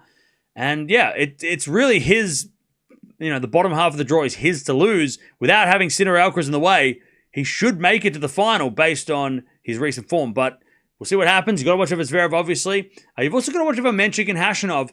Both those guys, looking to get some form. Good opportunity here, maybe to get to the fourth round, take on maybe a tired Zverev. Menchik has been dealing with a foot injury or infection, so we'll see what he can do, going forward. But yeah, it's going to be really interesting to see how this plays out. And then obviously the unseeded players. Got to watch over Landalusi, another Spanish young gun that has been making some waves lately. And I'll also be watching over Kecmanovic. Nearly took Zverev out last week in Munich, so he could be really, really dangerous in that third round for Zverev to have to play him again. So there it is. That is the draw for Madrid for the men. And besides Sinner, it feels really wide open. Like I'm trying to figure out who's going to make the final, who's going to make the semis, who's going to make the quarterfinals, and obviously take on Sinner in those matchups. I don't know. It feels a bit random. Obviously, Zverev is the favorite down the bottom half, but how much more can he, how long can he keep this semi-final run going where he makes a semi every single time? Is he consistent enough to do it again here where it's a massive opportunity for him? But I don't know. Besides Sinner, who's the obvious favorite, who do you think's going to play Sinner in the final? That might be a better question to answer rather than it being who's going to win, because I think everyone's going to pick Sinner at this stage. But there it is. Madrid draw starts on Wednesday in a couple of days' time. All right. Zverev looks exhausted, though. Well, that's it, right? Zverev looks stuffed. So, yeah, that's going to be that's a whole conversation too, right?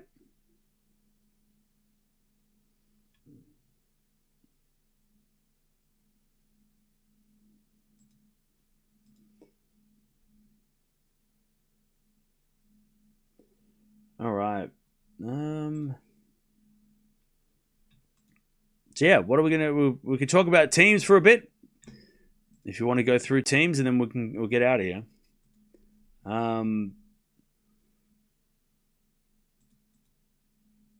What am I ranked? I can go through all your teams if you want. I don't know if we'll be able to do it tomorrow or not.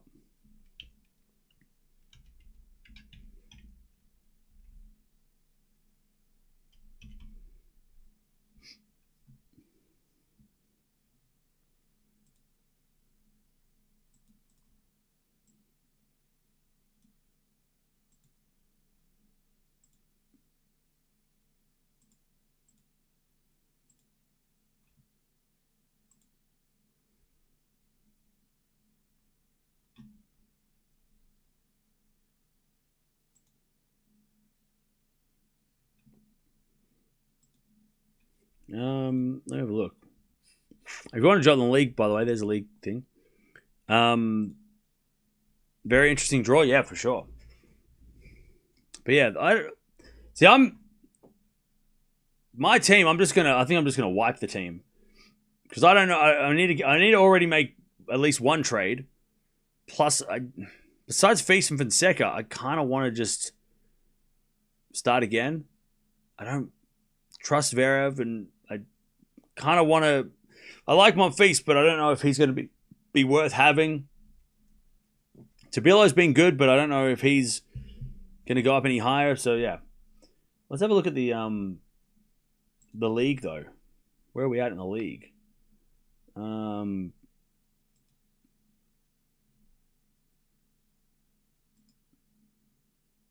I'm 11th in my own league. Let's go. Who's number one? Oh, hang on. Holy shit. Kenyon David, 78 in the entire world? It's crazy.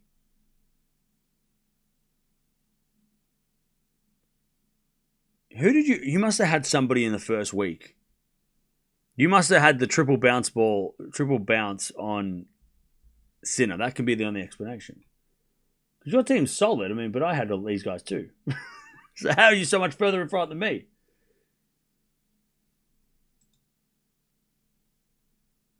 Yeah, I'm not mad at my. I'm happy I went up a little bit.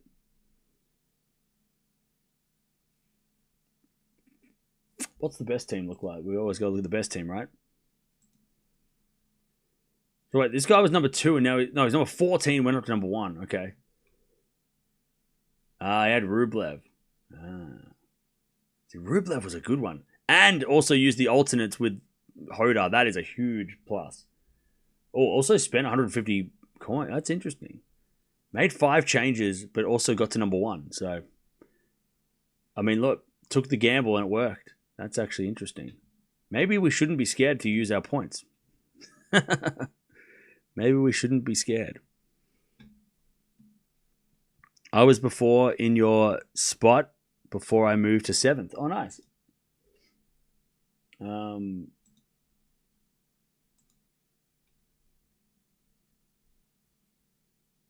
Yeah.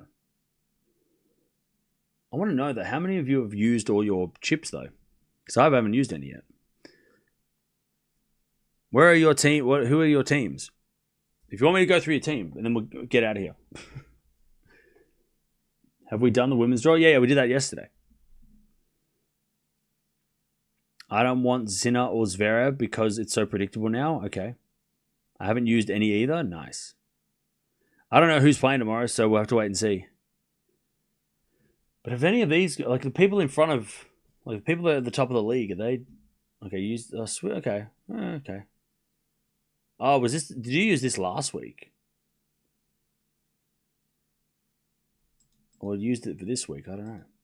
Man, I love Fonseca. That's a good name.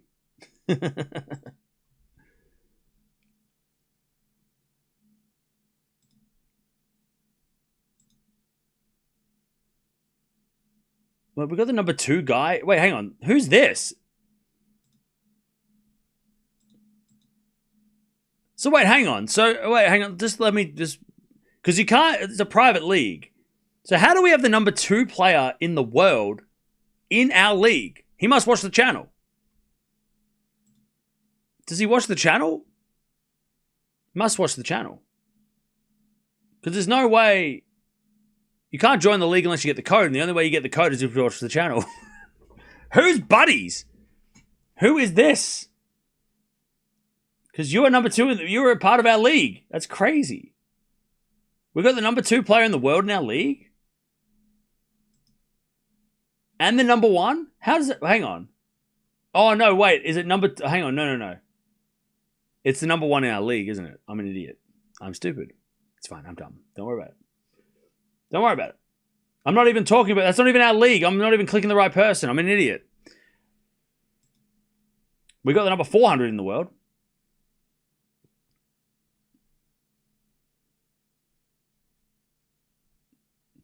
What are your teams, chat? So I was looking at the wrong thing. I'm trying to work out how to use the internet.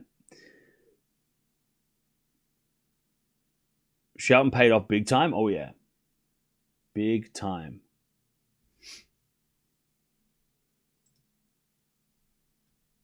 Yeah, see, I'm thinking just like you wipe the slate clean, right? And just go get rid of everybody. By the way, if you want to wipe the slate clean, this is how you do it. Right? I got 105 coins to play. And then you just go...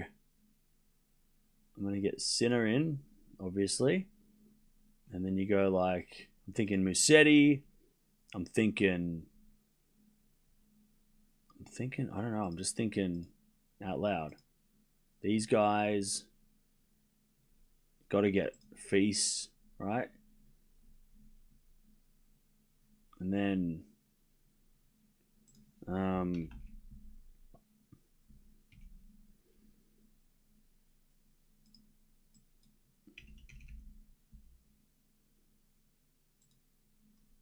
yeah, I'm looking like that's what I'm looking at. Looking for. That's what I'm thinking. Unless something happens in the next couple of days, I'm not going to use it now. I'm just like, you can undo it. You can't undo it if you save it, but you can undo it. Now, you don't get to use the free switches either. It's only 8. Like, the swing switch allows you to, like, reset your team once. The swing switch just resets your whole team. Yeah, you don't get extra bonus switches. I'm only 54 in our league. I moved up a few spots at least. Nice.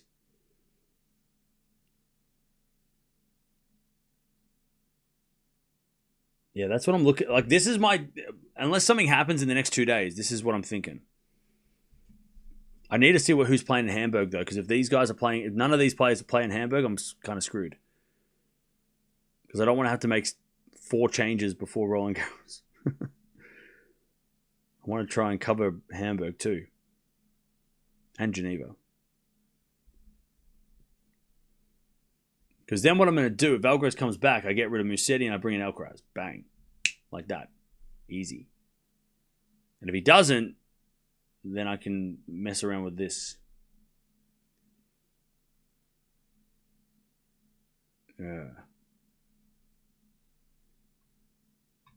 That's my thoughts. I'm not going to get Runa because he's not yet. He's unproven.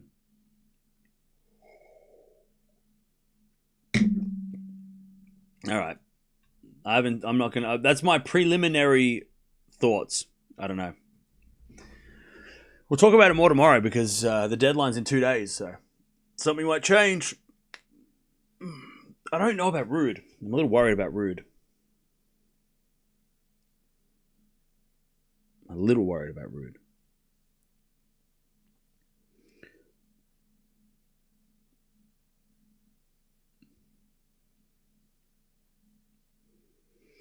Runa's still a few points more to drop. Well, that's it. You get Runa cheaper in a couple of weeks. Whereas I'm also looking at value, right? So I'm like, well, if I feel like all those guys on my team, except for Sinner, everyone's going to go up in price. So I can maybe I can cash in. You know, maybe at the end of this week, my team's worth more. Like it's worth 110. And I'm like, okay, I have more to play with, right? Maybe that's my strat for this week. Is to try and spread the team out so that, like, you know, can build up some cash. Echeverry's draw is he's got Shelton in the third round. So I'm a little scared of that.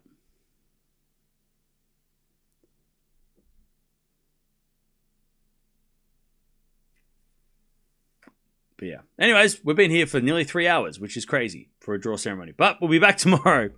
Back tomorrow to do it all again with first round for the ladies. I don't know who's playing yet, but we will see. And we'll watch something. I'm not sure what, but we'll watch something. Yeah, something tomorrow. But thanks for hanging out. Also, ranking show will be coming out soon, so make sure you watch that. And also the draw preview will be coming out very, very soon as well. But there you go. Madrid draw is ready to go. We start tomorrow. Men's start on Wednesday, so we'll see what happens. But yeah. Let's see what Madrid brings. It always brings up something different.